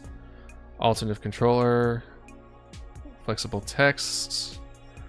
Players may need to replace a physical keyboard with an on-screen keyboard. There is no typing. We don't got to worry about that. Flexible displays. Change the display resolution.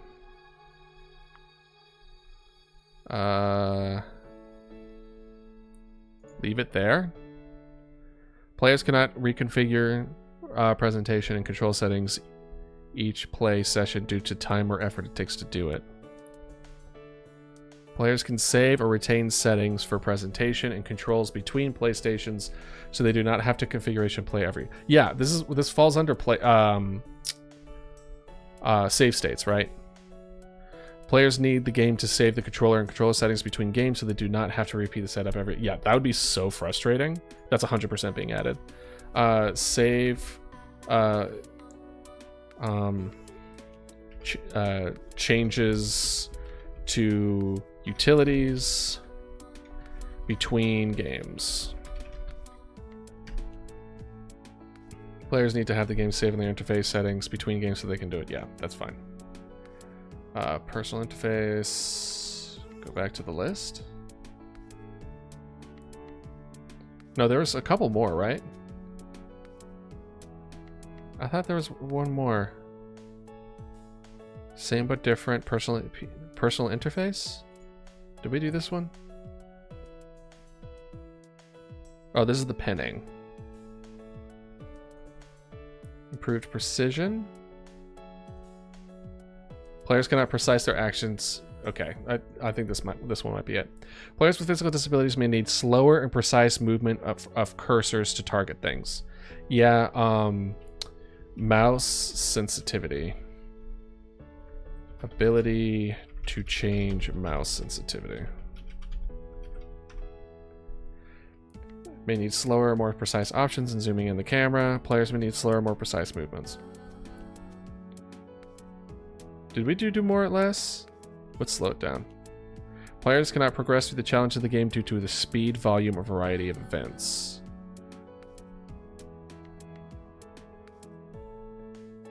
Okay. Can reduce the speed. Players with physical disabilities may need to reduce the overall speed of the game and be able to respond to performance challenges.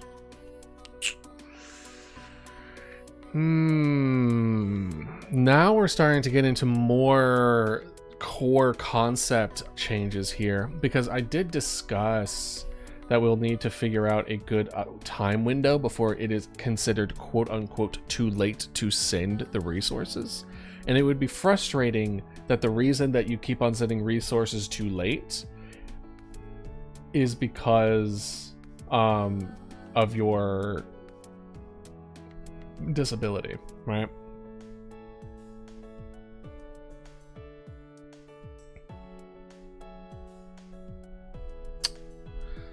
I think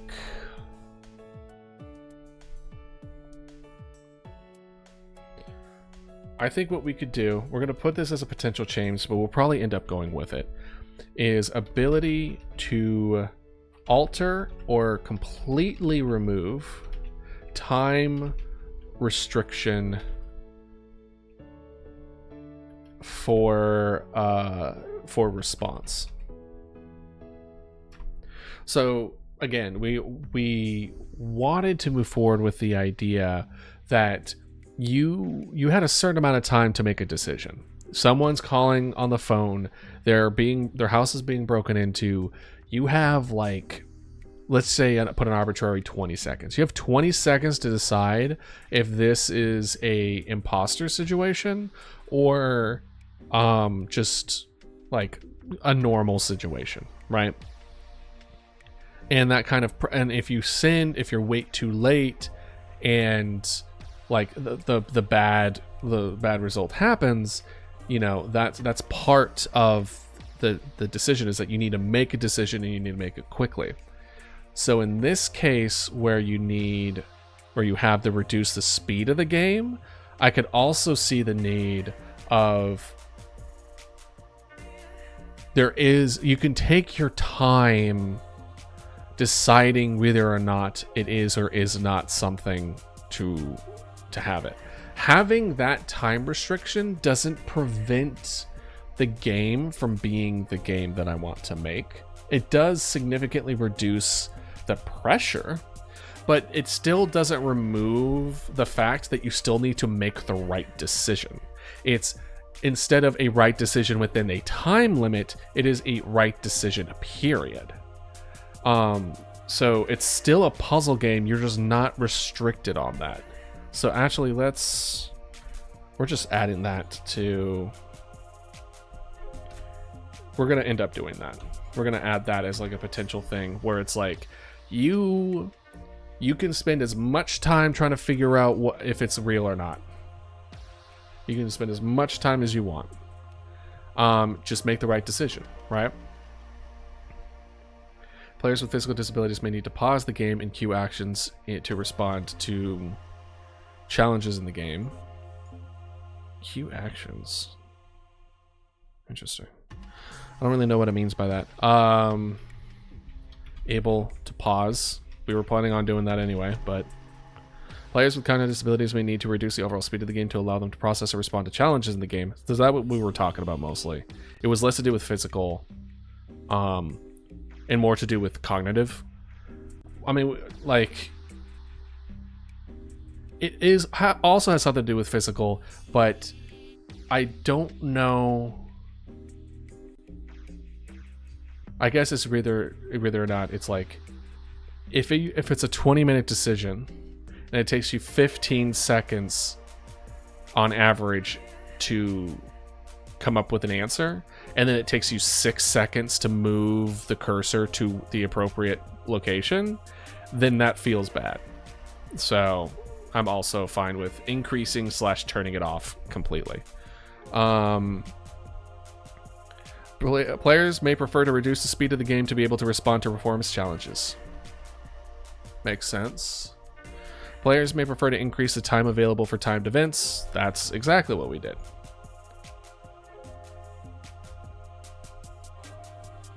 What is improved precision? Yeah, that's that one. What is do more with less?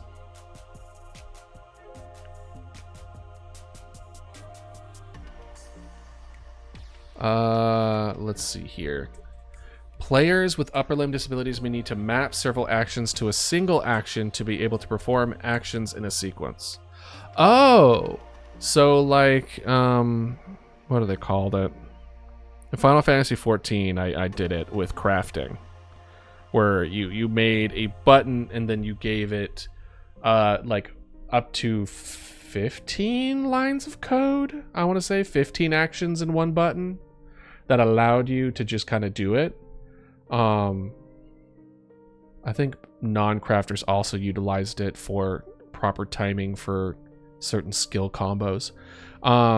Very important. I like that. Don't need it for this. Players with cognitive disabilities may need to reduce the number of controls to create a more. I don't think we don't have. We have a action. We do not have several actions. So I think this is fine. What is total recall?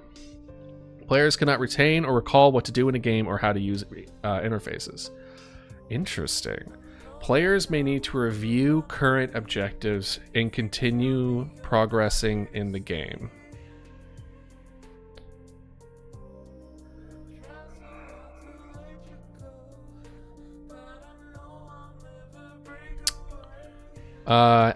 Okay, that's interesting. That's interesting. Players to bring up help information about the game or its interfaces so they can review or refresh knowledge about them. I know we mentioned this before, but we wanted to potentially add. Oh God, that means we have to. Okay, all right, hold on. Oh, okay. So I was gonna mention that at one point we did mention of putting notes down, being able to put a note on a house, which means typing. We have now introduced typing that we didn't have before. We could do symbols. We can do symbols.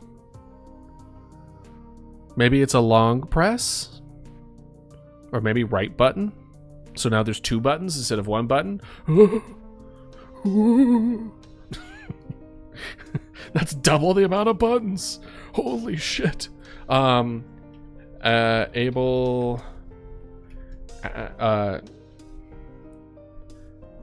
Not possible solution. We're gonna do.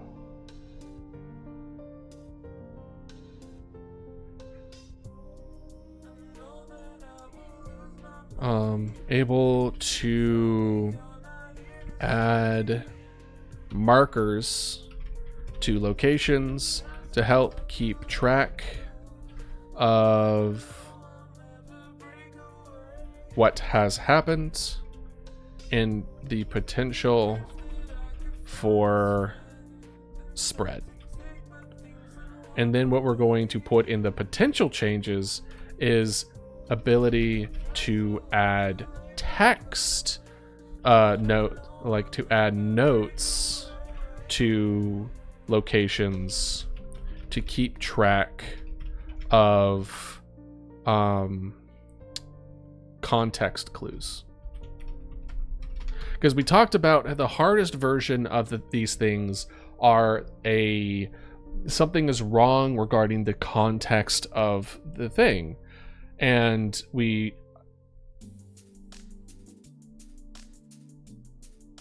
talked about how there were moments where you would get calls that are essentially like quote unquote a waste of time, but instead hiding in those waste of time moments is what gives you the context clues necessary to arm you with the information to be able to know that that is in fact incorrect, right? Let's make sure. Yeah. I was just making sure that the music was looping. And so on one hand, it would be, I think, super cool to have that addition. But then we kind of opened up a bit of a bag of worms as far as accessibility for typing, right? Which I still think is okay. I still think it's fine. But I'm not really sure.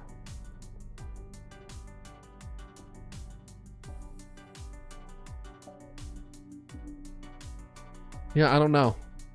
That's going to be a little more difficult. It will definitely add a little more pressure of like, okay, this bit of information, I want to write this down before this information leaves my mind. Oh, there's another call coming in. I need to answer that or else things go wrong. Like, it does add a considerable amount of pressure and multitasking that may or may not. I don't know. There's auto ads. Potential solution. Auto adds clues to appropriate houses, locations.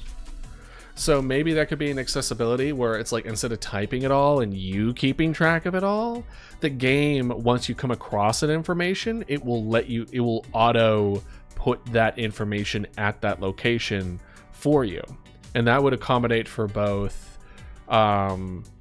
like a cognitive restrictions as well as it will give you a little less pressure that would normally overwhelm you for trying to keep track of all that stuff on your own, right? Review current objectives. So the review of current objectives, do we want to add like a history? Right? Do we want to have a player history? Of a history of the player's actions and decisions?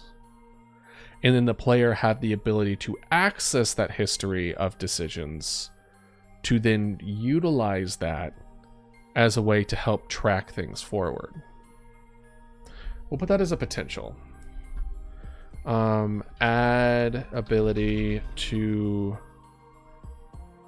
have actions be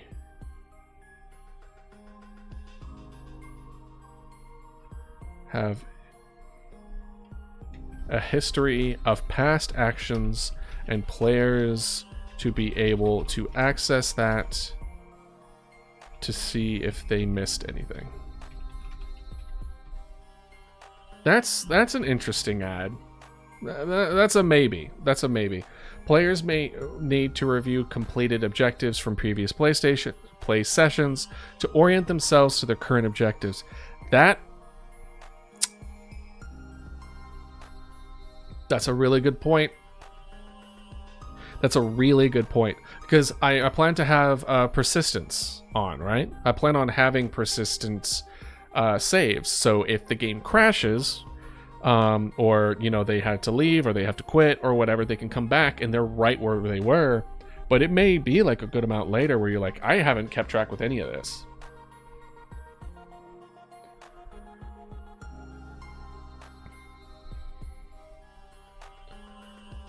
Yeah, that makes a lot of sense.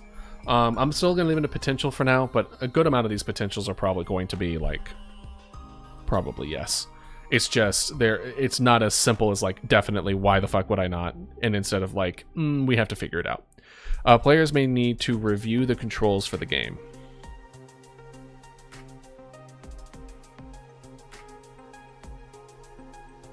Do we need to review the controls of the game? So far, there's 2 controls.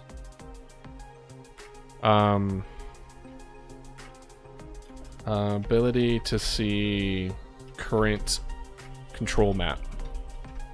Sure, why not? Let's see. Did we do same controls but different? Yeah. Do more with less. Clear channels, clear text, second channel. And we did total recall. Okay. Let's slow it down, because there's a lot of these. Let's look at bypass.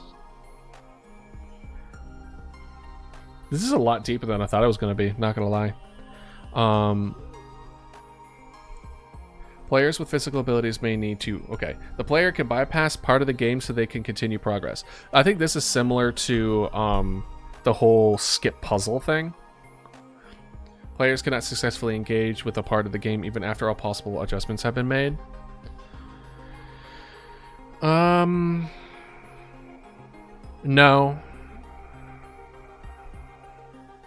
No.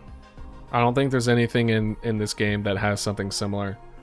I think the design, like, bypass is more like you have like a main focus and then a side focus of like putting things. I guess a good example would be a game I was considering, As Above, So Below. It was kind of like very Dead Space, inspired by Dead Space, but this time, in my opinion, Isaac never really read as a actual engineer. He seemed to really know how to use a gun and not really know how things get put together. The remake kind of fixed that a little bit, but I wanted it where it's like kind of like Alien Isolation crafting system, where you pick up pieces and then you have like a little straight up, I think I called it like the paper clip, because it was a MacGyver reference, and it would tell you like, oh, you want to make this sound device, or you want to make this, you need these resources, and then you actually make those resources, or you utilize that tool to make those resources. I can see the bypass here is like, oh, you are an engineer, you make this, where it just auto crafts it for you. Like, the time commitment might be the same because it's an equivalent, but like you don't have to try to arrange things around in like a puzzle kind of way, because maybe you find it frustrating or something. That's something that I think of in this aspect, where it's like there's a main focus of the game, and then there's some like side challenges that kind of add a mix up to the feel, so it breaks the monotony of it, which is important especially when it comes to horror. But in this case, it's pretty much all the same. The break of the monotony is the calls that come in aren't always scary. Sometimes they're funny. Sometimes they're a little frustrating. Sometimes it is completely scary. But I don't think there's anything that I would want to skip. Bypass decision-making challenges to progress the game, because the whole point is to make that decision. Is to take those hints and to move forward with it. Is to take those cues and then try to make the best decision as you can get. And if you're wrong, then that's fine. Like, the game is not meant to be, you're not stonewalled, like you can't progress the game when you make a mistake. When you make a mistake, the game continues with that mistake in mind. And I think it would be something that we would have to potentially consider if there was a win con that we had like planned for the game, where it's like there is a benefit to not losing anybody and it's for you to win the game and you just want to see the ending, then I can see it. But this is a game where it's a battle of attrition, of a losing battle, and there is just lasting as long as you can. There is no win con. So skipping any of it defeats a lot of the main purpose of a battle of attrition. There's no attrition in skipping it. Yeah. Players with learning disability will need to bypass challenges to learn a large amount of reading to progress the game. I could see that.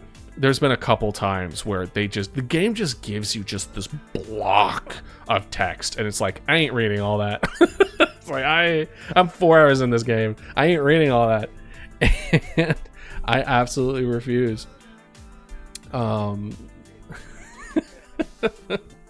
Players may need to bypass a variety of time challenges to progress in the game. That's also fine.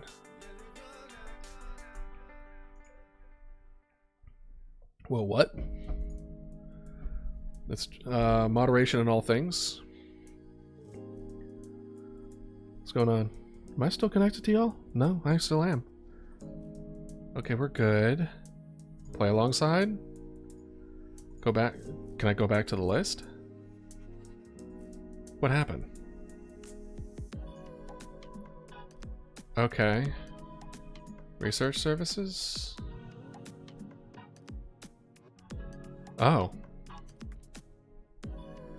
Accessible prerequisite evaluation. Okay, I know I'm trying to find my way back, but let me read up on this. We know that you want to make sure players can play your game with controls to suit them and crisp, clear presentation and information. To help you achieve these prerequisites of accessibility, our team can conduct an APRE on your game and provide you with report on the key barriers that will keep players out. The barriers identified in this evaluation can be addressed by your team early in development process. Amen. Ensuring that players are confident to play your game when it's released, your studio should do an APRE if you plan to identify where controls need more options, understand where information is at risk of being missed by players, and get a baseline of key access requirements for a game to track progress forward in accessibility. Okay, how about A-Play? We know you want players to experience a full range of challenges. In order to do so, our team can also, can do accessibility playthrough evaluation. An A-Play is a deep dive assessment into the different obstacles you have in your game. The goal of A-Play is to identify where you can increase optionality for your players so that you can tune challenges to make your game just right for them. Check your prerequisites for access to create a gateway to challenge, identify opportunities for improved options, and highlight key areas of gameplay that would benefit from play testing of accessibility options with one of our player panels. Ooh, wait, hold on. Hold on. Player panels? You know you want to create a best experience for player in your game, and we also know that there is no better source for understanding accessibility barriers than adult players with disabilities themselves. That's why at Able Gamers, we have created a one-of-a-kind program to connect your studio with players with disabilities. Oh, this might be good. Working with our team of professionals, we will help you construct an advertisement for your opportunity and distribute to our curated community of players with disabilities who want to help make the game a great accessible experience. That's awesome. This is awesome. Whoever set this up, seriously, whoever set this up, you did an amazing job. I want you to know that. As someone who is trying to make a game, this is great. You did a really good job with this. Distribute our curated community of players with disabilities who want to make sure the game is great. Blah, blah, blah. You engage with the player panel if you're looking for understand the accessibility needs of different groups of players. Undertake early review of wireframes, scripts, and other assets with real players who want to play your game. Honestly, that's a very good point. Test your game with players at any stage of development to ensure that it's accessible as possible. When we recruit for you, we deliver you players who are enthusiastic about helping your studio succeed in making accessible experience. Because we value your studios and the players' time, we expect that communication remains consistent between the parties until the study ends and the players are paid out. By working with Able Gamers to curate a panel, you're agreeing to pay the players recruited for their time and expertise. I feel like that's kind of a duh, but that makes a lot of sense. Likewise, by agreeing to participate, the players are expected to be available. We believe the effort and experience of the player panel are available, so we want to ensure that they're adequately compensated for the time. Minimum compensation is discussed upfront with you. Enable gamers to assist with your payment plans. Okay. Let's see here. Identify specific users or passionate players want to work with you. Recruit up to 10 players per quarter by creating an advertisement that addresses the recruitment purpose. If your company needs work in engaging with players at scale, our team can undertake. Okay. All right. Blizzard's used it. Okay. I mean, don't get me wrong. I do very much resources for your team. Hell yeah. Hell yeah. So we would have to see, if we want to properly utilize this, we would need money. Tandem research.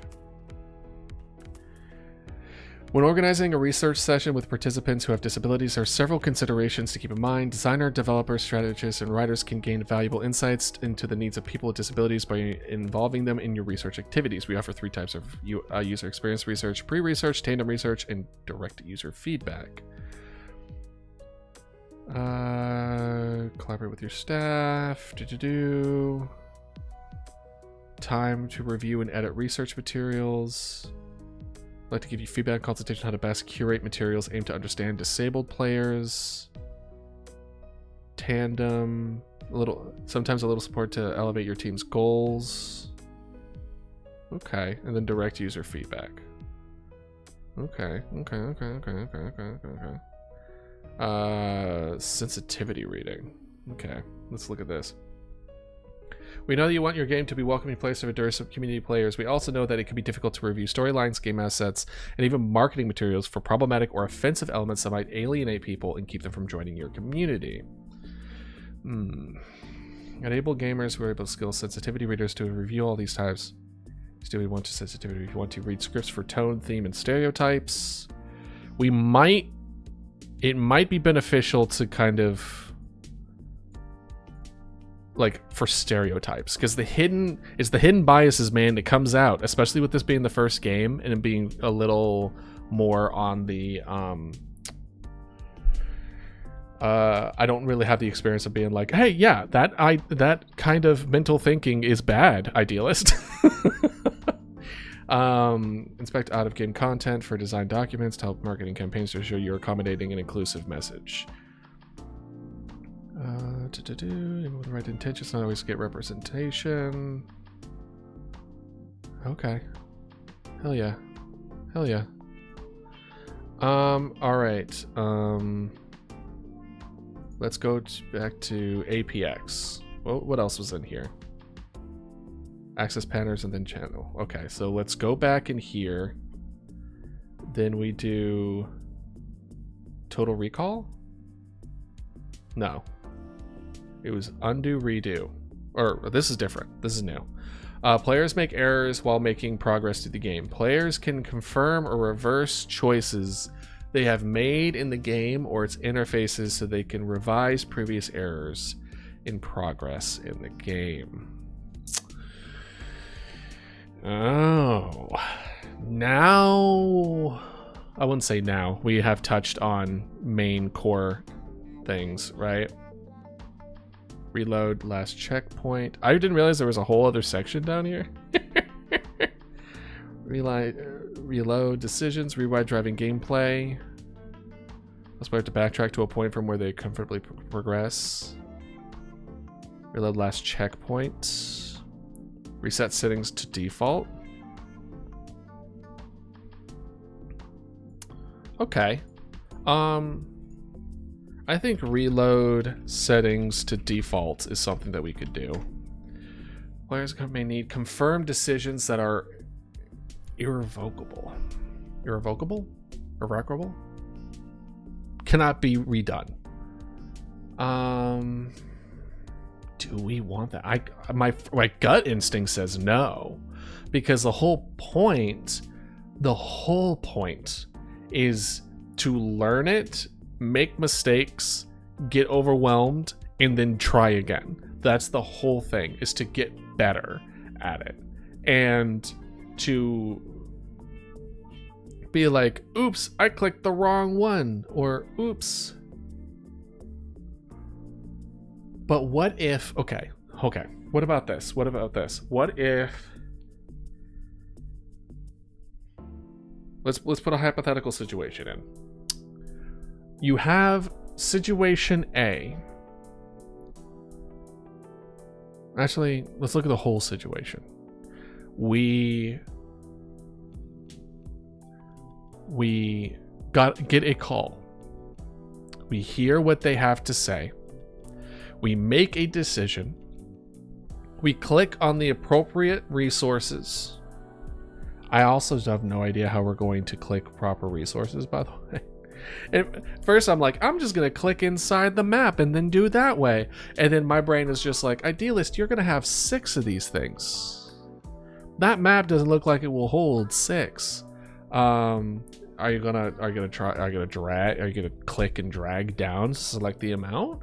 Like, that's honestly, that's kind of on our list of interactions of our current to-do list, is finding the answer to these questions. So we select the appropriate resources, then we take those resources and then we go and click where we want to send them.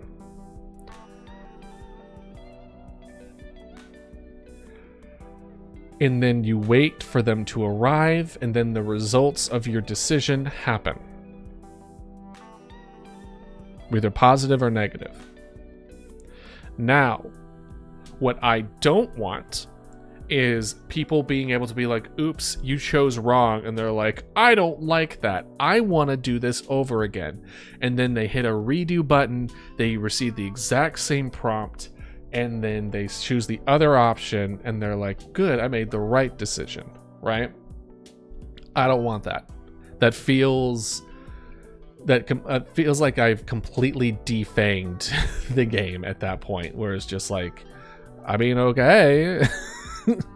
It doesn't really matter. It's not like RPGs where you're just like, oh, I'm going to John will remember that. And they're like, no, wait, back up. Revert, last checkpoint. I just wanted to see what this one did, like that. Or you have like stuff like Witcher 3 that where the dialogue box was like, no, okay, it's all right, I'm good, and you click it and Geralt is like, fuck you. And you're like, that's not what I said. That's not what the prompt said at all. So I've definitely resaved last checkpoints, and I've definitely like cheated a little bit by looking at like, all right, if I make this decision, does it completely just destroy everything that I want to do? That's fine. Reloading last checkpoint like that, I think is fine. But in this game, where the whole kind of point is for you to try your best and then fail, and then eventually just try like to push against an ever-growing sense of dread on you. Like, the end of that is you get surrounded and then it's game over. And then you can try again.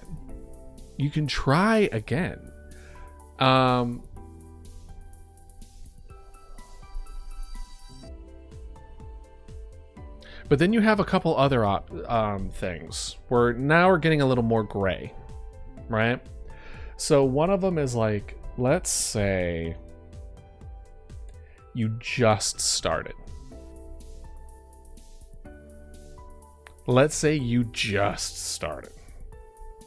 And you make a mistake on the first house. You're trying to do as good as you could possibly get it, and the first call you mess up.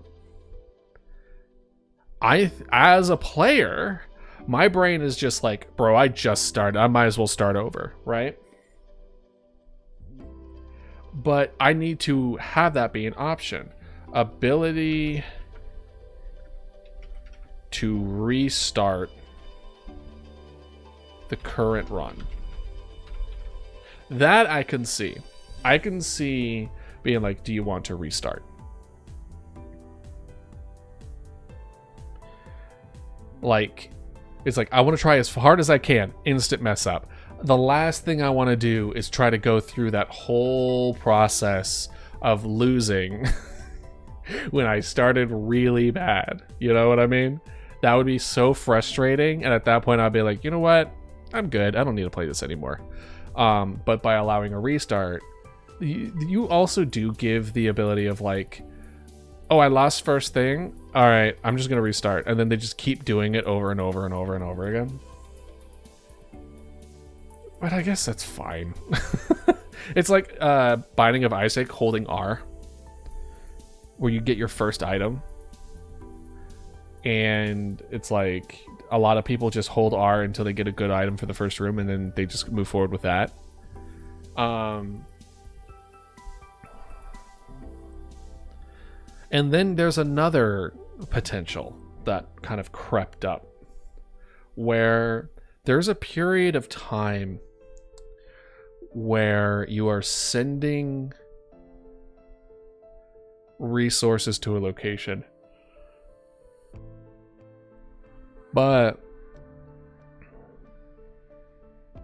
and then like before it arrives, what if you change your mind between those two locations? Like, if it's on its way, let's say you're just like, oh, I'll send this and this and this, or I accidentally declicked at the last second and then send it. I'm like, oh, no, I didn't want to. And then it's off on its way, and you're just sitting there like, ugh. And then you just wait as it reaches all the way over there. And then you're like, well, it didn't go well. Shocker. Like, that feels bad. We're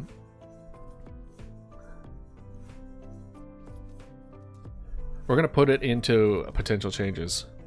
Ability to modify resource management.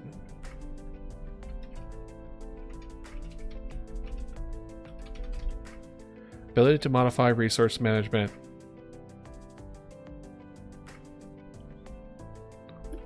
while in transit.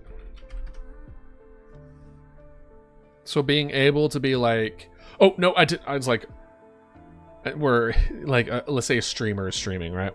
And they're like, oh yeah, we'll send it. And then the streamer's just like, no, there was a hint. There was a thing there. And he's like, what? No, I missed it. No. And it's like, oh, can I send another one? And then they're able to like send in another. They're able to send in like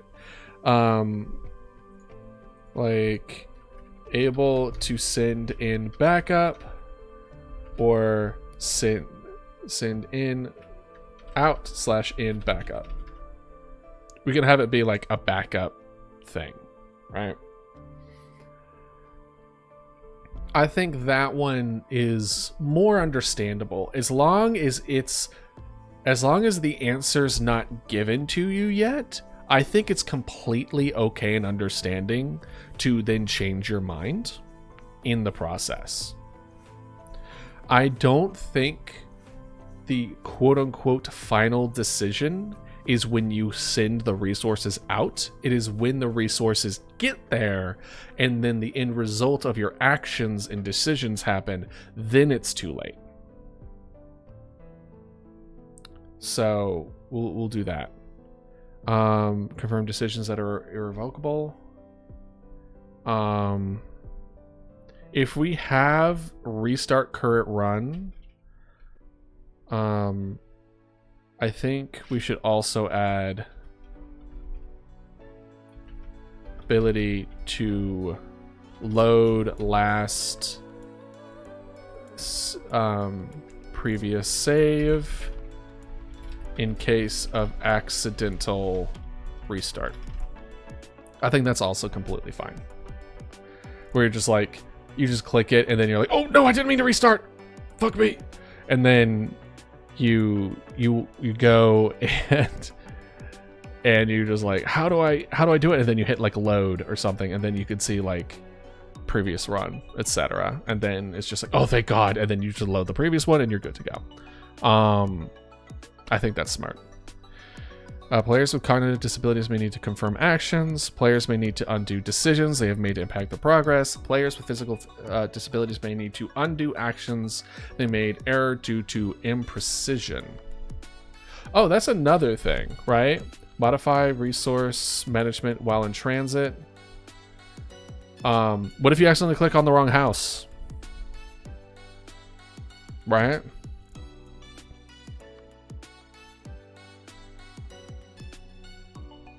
I mean, the original idea is that you click the resources and then you click the house. But if you, I mean, we might make it so that it's like, it's part of the phone call, you know, where there's like, we're sending people on the way.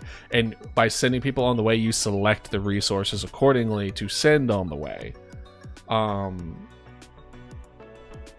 then you don't accidentally click the wrong house. Do we want to add the mental load of knowing which house does what? Sorry. Excuse me.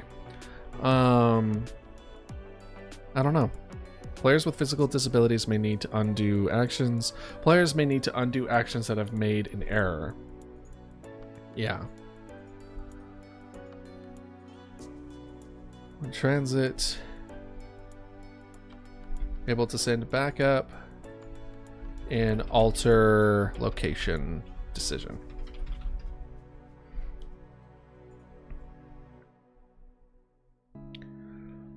Save early, save often. Players cannot or do not want to repeat an already completed challenge. I agree. Players can save progress in the game so they do not need to repeat sections that have very high difficulty for them. Honestly, just autosave is so important. Autosave is so important.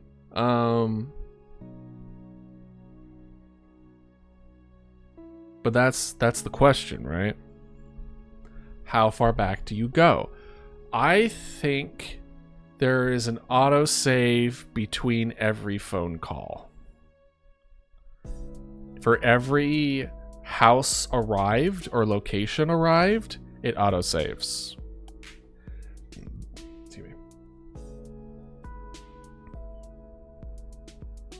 Players physically need to save to avoid repeating performance challenges. Have auto save applied when resources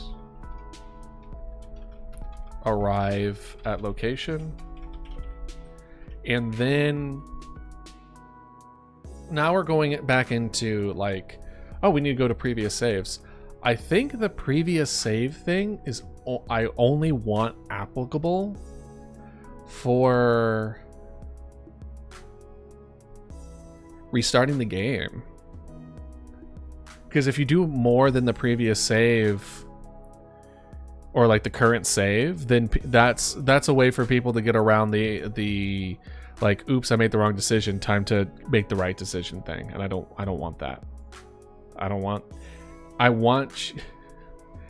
want people to make the mistakes, but I don't want it to end the game, you know?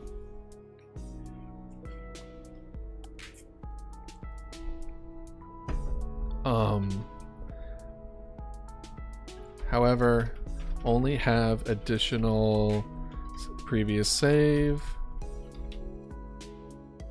of each run.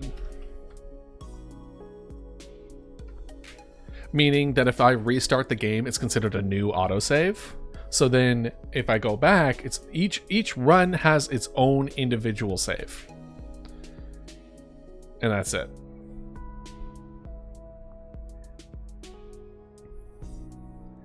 Players with cognitive disabilities may need to save games to avoid repeating problem-solving challenges. Players with mental health difficulties may need to save games to avoid repeating emotional challenges within the game. I hear that.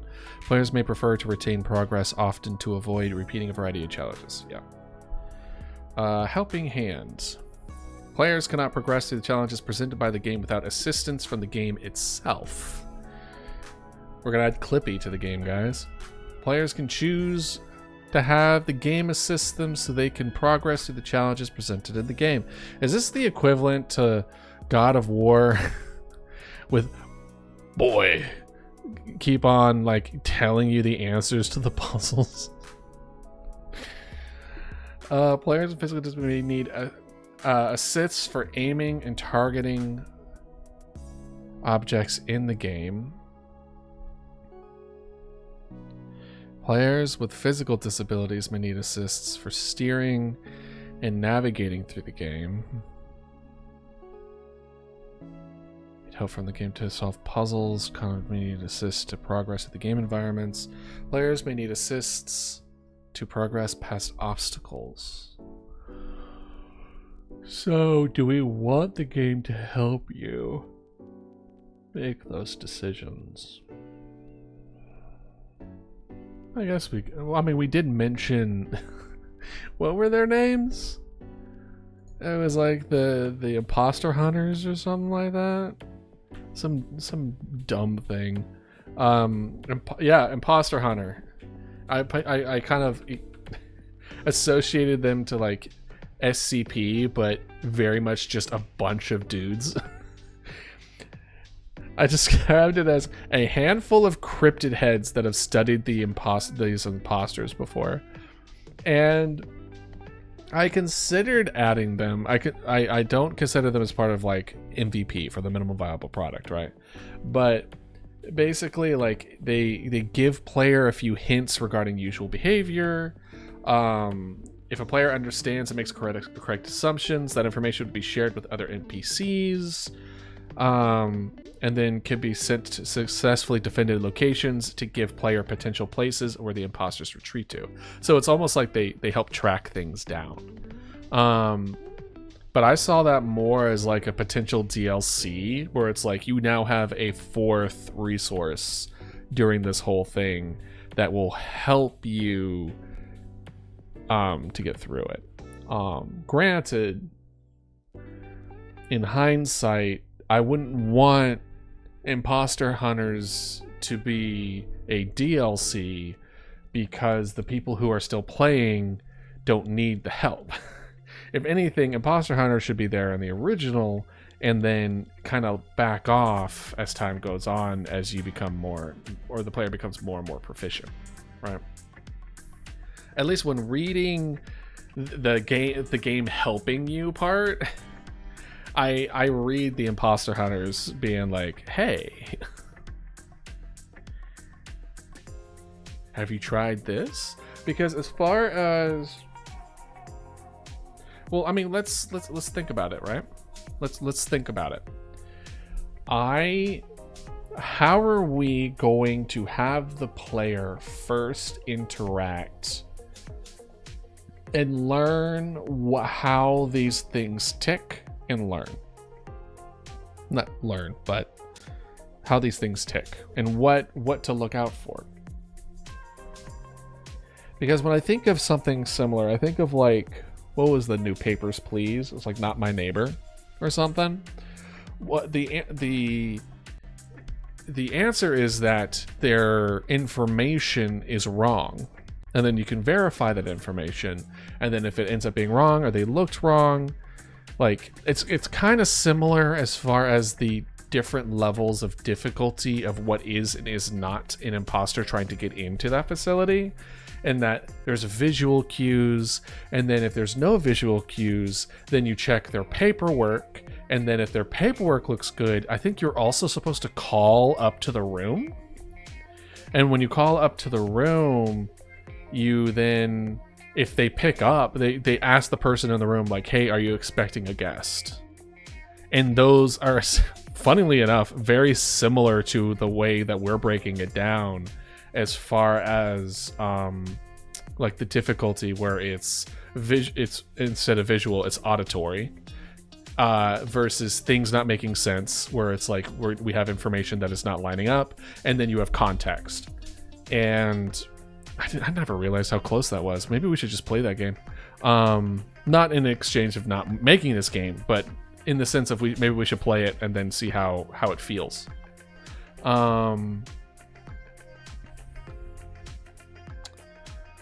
So how do we want them to know? Because at first, I kind of wanted it to be to the point of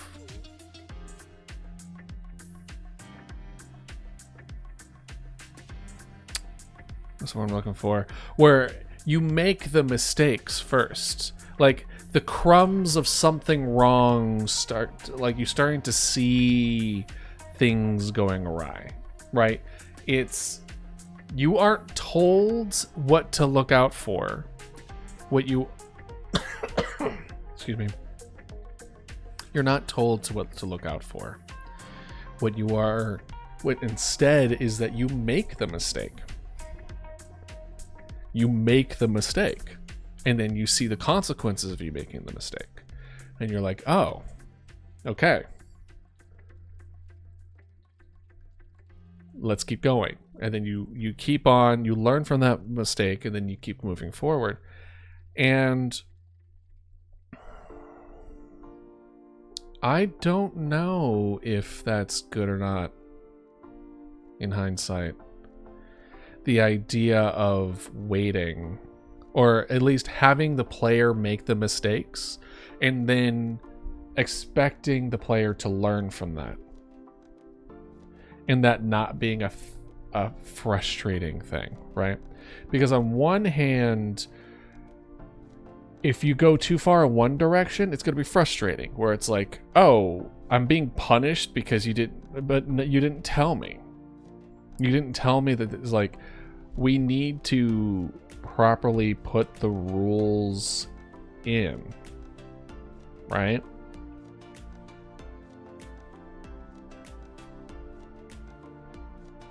We need to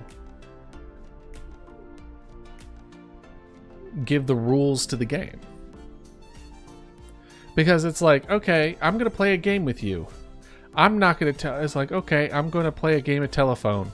And then the name of the game is you find out. Well, I mean, if the name of the game is to find out what the clues are by being punished for getting it wrong, as long as it's stated in the game, finding out is part of that. You know? Finding out is part of the experience. But how do we want the player to know? How do we want the player to know?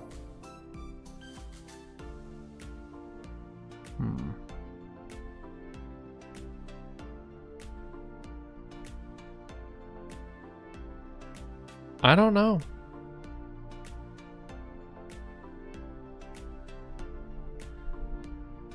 Let's see here.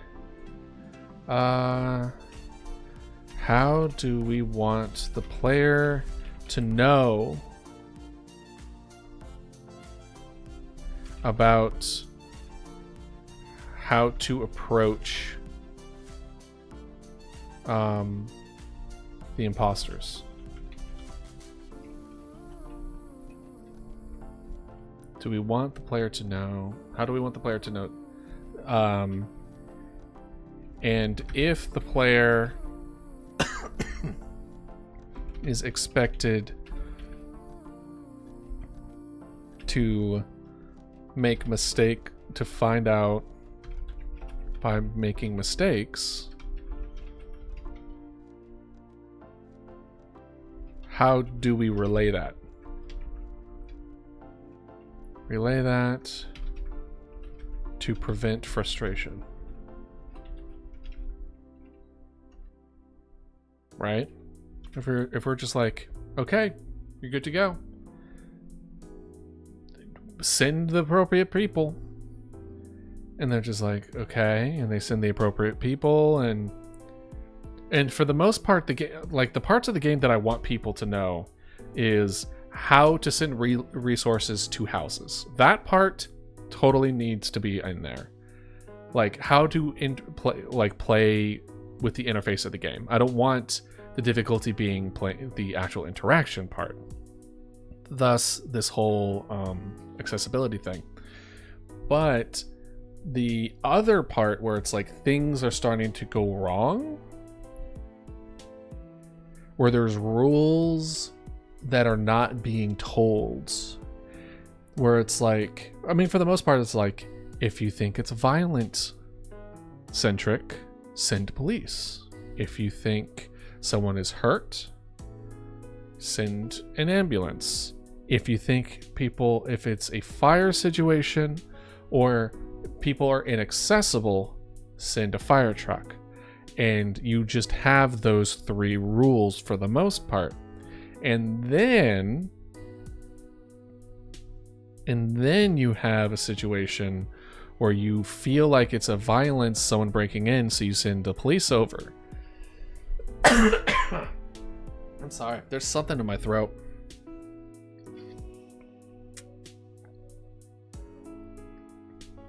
Oh man.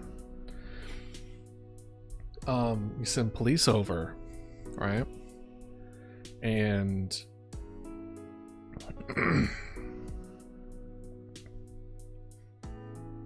send police over and you lose the policeman. And you're like, what happened? Why did I lose those policemen? I don't understand. I think we have to have kind of like a special way of having the calls reinforce the idea of that. But how do we relay the information that you should send 2 police cars? Because that's the answer that I have in my head, but how do we relay that? How are they supposed to find that out? Because as far as we know, and as far as they know,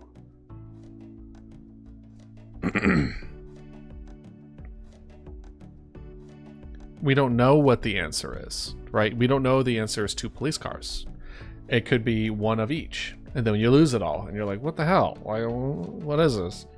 And then you send like all your police cars. And then you're just like, oh, I must send all my police cars everywhere. Which isn't the answer. But it would solve the problem. It's kind of a false positive kind of deal. How do we give the positive and how do we give the information necessary for the people to know, for the players to know what the answers to the solutions are?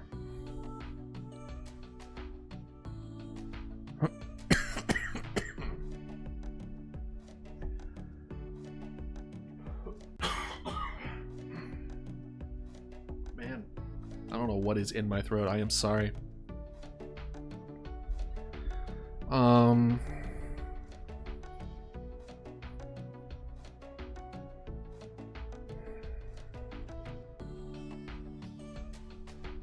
I don't really know. How are we supposed to relay that information? I have no idea.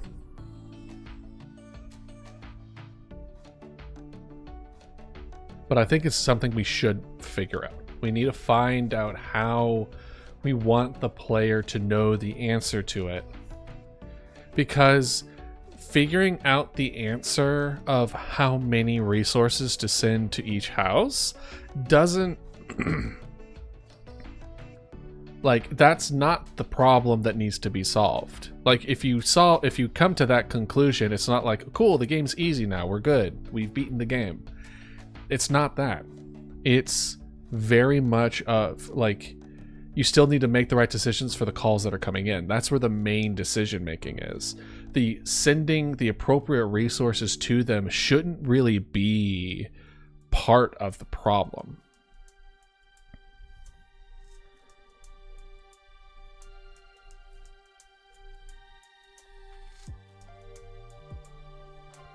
Because if we don't spell it out for people, they're going to assume wrong. They're going to assume wrong. And if we are too vague about it, then it's going to be the same situation. They're going to assume wrong. They're going to be like, if we like leave little crumbs like, oh, they were overwhelmed because you didn't send enough. They're going to be like, cool, I'm not going to send anybody over to any of these places. And then you get overwhelmed, and then everyone dies, and you're like, what the hell was I supposed to do? What the fuck? It's kind of like having two different puzzles happening at the same time, and you're like, bro, knowing how I needed to react to this shouldn't be a puzzle. You know?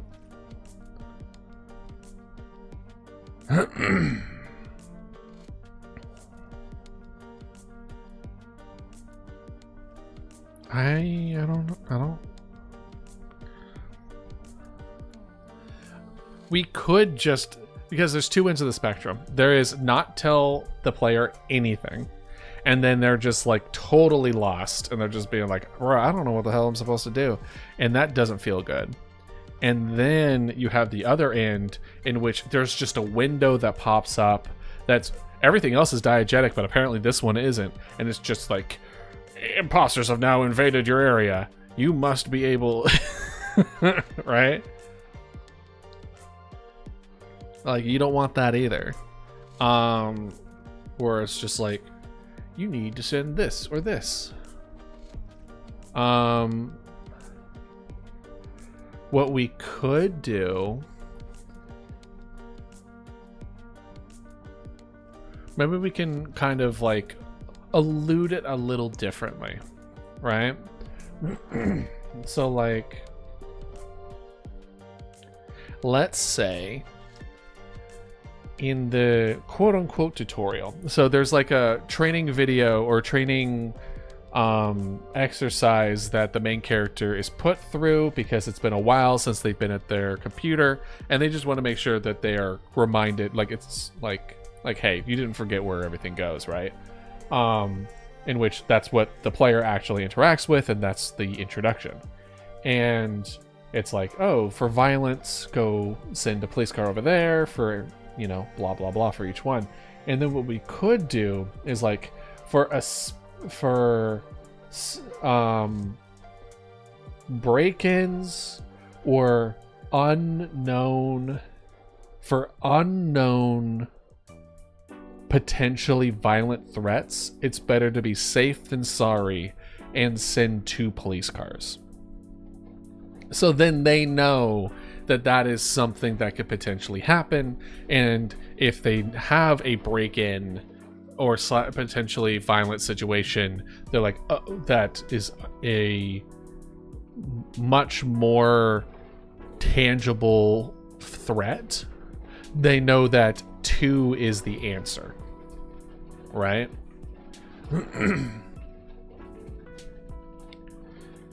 So we already gave the answer in a way, but for something completely more normalized. And then when things get weird, we still have a like normalized reaction to it. That one doesn't, that also, that it fits, but it doesn't feel right.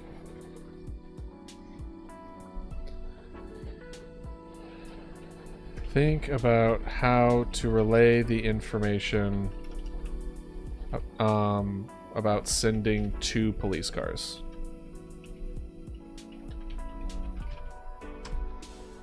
I'm writing that down because I just need to figure it out.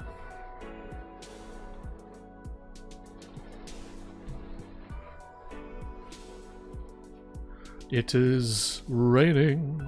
Is it pouring? So if you hear that, I apologize.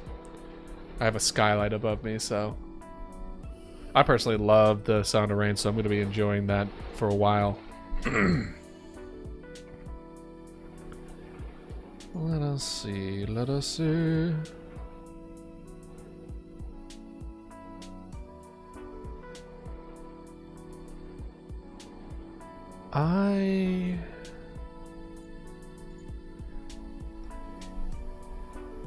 I think my brain's kind of become mush a bit. I think I've hit my limit. We still got a good hour. So let's pick up something. Let's play a little game. Right? Let's play a little game. What do we got? We can do more Planet Crafter.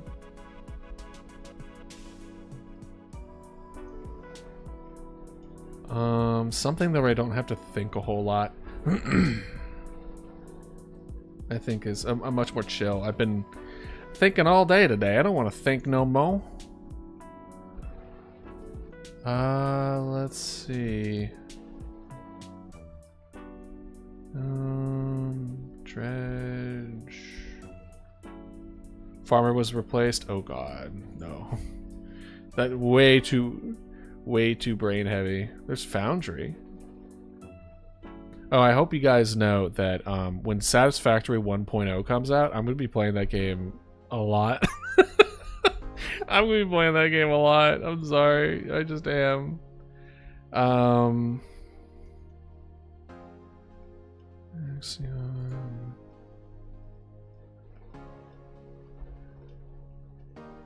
It's only like an hour, so I kind of don't want to pick up anything new.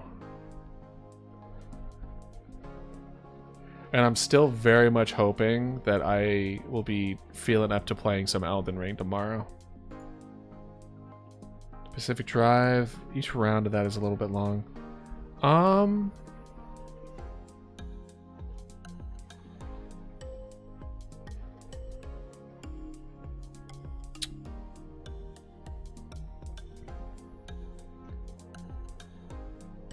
Maybe Potion Craft. I love Potion Craft. It's been a hot minute since I played it. I played it when it was not like at its 1.0. Do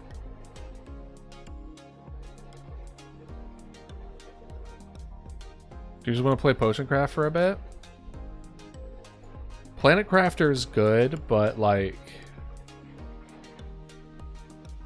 it's a lot of juggling. I don't think I have the brain space for it.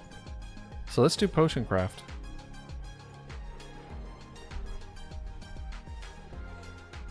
Let's see. Makes some potions. Potion Craft.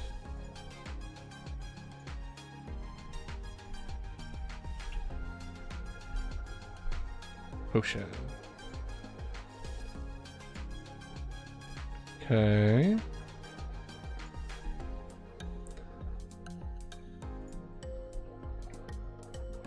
And now we are gonna go.